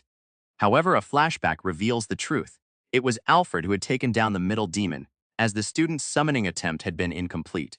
Clive reflects on the terror unleashed by Deathblaze, admitting that the demon's overwhelming aura of fear left him unconscious. He recalls that the teachers only rushed to the scene after receiving warnings from students of Class 3. Amidst the horror, Clive desperately wonders if Alfred survived, while realizing the grim fate of Charles, who likely passed out and was eaten by the... Clive is consumed by terror as he acknowledges the truth. He was the one who stole the forbidden grimoire, leading to the massacre of his students. In a moment of desperation, he contemplates using his intellect to manipulate the situation and set up a scapegoat to take the blame. However, he quickly scolds himself for his weakness, clenching his fist and reminding himself that he has spent his entire life escaping tight situations. The headmaster's expression is cold and resolute, as he tells Clive that he will be handed over to the authorities, warning him of the severe judgment that awaits. Meanwhile, Clive, with his glasses cracked and a look of sheer desperation, realizes that the situation has spiraled far beyond his ability to control. The word beheading echoes in Clive's mind, striking him with pure horror. In his shock, his glasses slip from his face and crash to the floor, shattering instantly. Terrified, Clive clutches his own neck, his mind racing with the thought of his own execution. He begins to hyperventilate in a full-blown panic attack, leaving the other teachers to watch him in disbelief. Overwhelmed by the terror of his impending execution, Clive completely loses his grip on reality. He screams and laughs hysterically, his fingers digging violently into his own neck as if he can already feel the blade. He collapses into a trembling heap on the floor, a broken man, while the headmaster watches the scene with a gaze of utter contempt. The story shifts to another location on the same day. A light-haired individual mocks Isabella's taste, pointing out that the children she is caring for are only about 12 years old. Isabella calmly defends herself, claiming she is simply looking after poor, pitiful homeless children, while throwing a loaded comment back at her companion. The Ree continues his confrontation, accusing Isabella of taking beautiful young girls from the city to torture them relentlessly every night. He sneers that even a common fool could deduce this simply by looking at the injuries and bruises on the victims. Era sighs, complaining about the chore of visiting the Magic Academy and questioning why she must be the one to go. The conversation then turns serious as Jin reminds Rei that the great sage Cedric had been researching the logic of rebirth. As they recall the past, they reflect on how bizarrely obedient Cedric was when they poisoned him, despite their readiness to use any means necessary to end his life. Era asks with a curious smile if it is truly feasible that Cedric mastered the logic of rebirth and succeeded. Jin explains his theory, suggesting that Cedric was simply waiting for the right moment to die and would only have lowered his guard if he had found a way to ensure his return. However, Jin dismisses any immediate concern, noting that the logic of rebirth implies being born as a baby, and since Cedric died only a year ago, they don't need to take any action. Jin's expression turns grim as he considers the risk. He insists that they cannot leave anything to chance. They must find and eliminate any sign of Cedric's rebirth immediately. To Jin, the only way to ensure their survival is to nip the threat in the bud before the former great sage can regain his overwhelming strength. Era reflects on how Cedric would have certainly disapproved of her dark hobbies, all while glancing at a group of shivering, terrified young girls.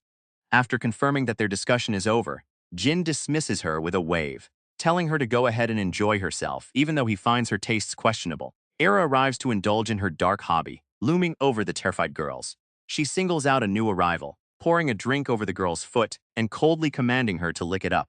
Era looks down at Lisa Wilson with a commanding gaze, telling her to hurry up. Though visibly shaken and hesitant, Lisa gives in and licks Era's finger. Era watches the scene with a smug, amused smile. Era shudders with pleasure, reveling in the fact that Cedric is finally dead and she is now free to do whatever she wants. With a chilling smile, she tells a terrified victim that she is a good girl and leads her toward a room, the door creaking open as the girl trembles in absolute fear. Era brings a terrified Lisa Wilson into her special room, a sinister space filled with chains and restraints. With a predatory smile, Era tells her they are going to have some fun together, leaving Lisa in a state of absolute panic. Chapter 30, titled Father and Son, opens with Cedric looking sharp in a white suit. As he adjusts his collar, he muses on how the recent demon incident has caused quite a stir, though he maintains that a victory is still a victory regardless of the circumstances. He then brings up the celebration ceremony for Alfred taking place today. An announcement declares that Lady Isabella, a member of the Three Holy Sages and part of the head of the Magic Guild, will be in attendance. Algren Belial looks on with a smug, arrogant expression, pridefully thinking that his son is truly a treasure for garnering the attention of someone as prestigious as Lady Isabella, while still at the academy. Algren Belial turns to Simon, questioning if he is as moved as he is by the current turn of events. Simon responds with fervor, admitting that seeing the young masters rise from his weakest state brings him a sense of ecstasy. Algren agrees, confessing that he once misjudged Alfred as a mutt, but now recognizes his son's true potential to become the greatest masterpiece of the Belial household. He concludes by telling Simon that he is counting on his continued service. Simon cautiously brings up the fact that Alfred had been disowned, asking Algren if he has considered how his son might feel. The suggestion immediately irritates Algren, whose expression turns menacing. He lashes out at Simon, outraged that a mere commoner would dare to voice an opinion to a great noble. However, Algren decides to overlook the disrespect, claiming he is in a good mood and telling Simon to be grateful for his open-mindedness. Simon expresses his gratitude for Algren's kindness. However, Algren quickly shifts back to the topic of Alfred's feelings, condescendingly telling Simon that a commoner cannot comprehend the nature of nobility. He describes the act of being reinstated into a noble house after being disowned as a miraculous ascent from the pits of garbage in the bowels of the earth back to the heavens. Algren Belial maintains his arrogant stance, claiming that Alfred has absolutely no reason to be upset about his situation. His thoughts then shift to Lady Isabella, admitting that as the head of the household, he has long desired to establish a connection with her. Suddenly, he calls out for someone to enter the room, leaving Simon looking visibly shaken. Algren orders a servant to deliver a message to the head servant and prepare 5 gold bars from the safe.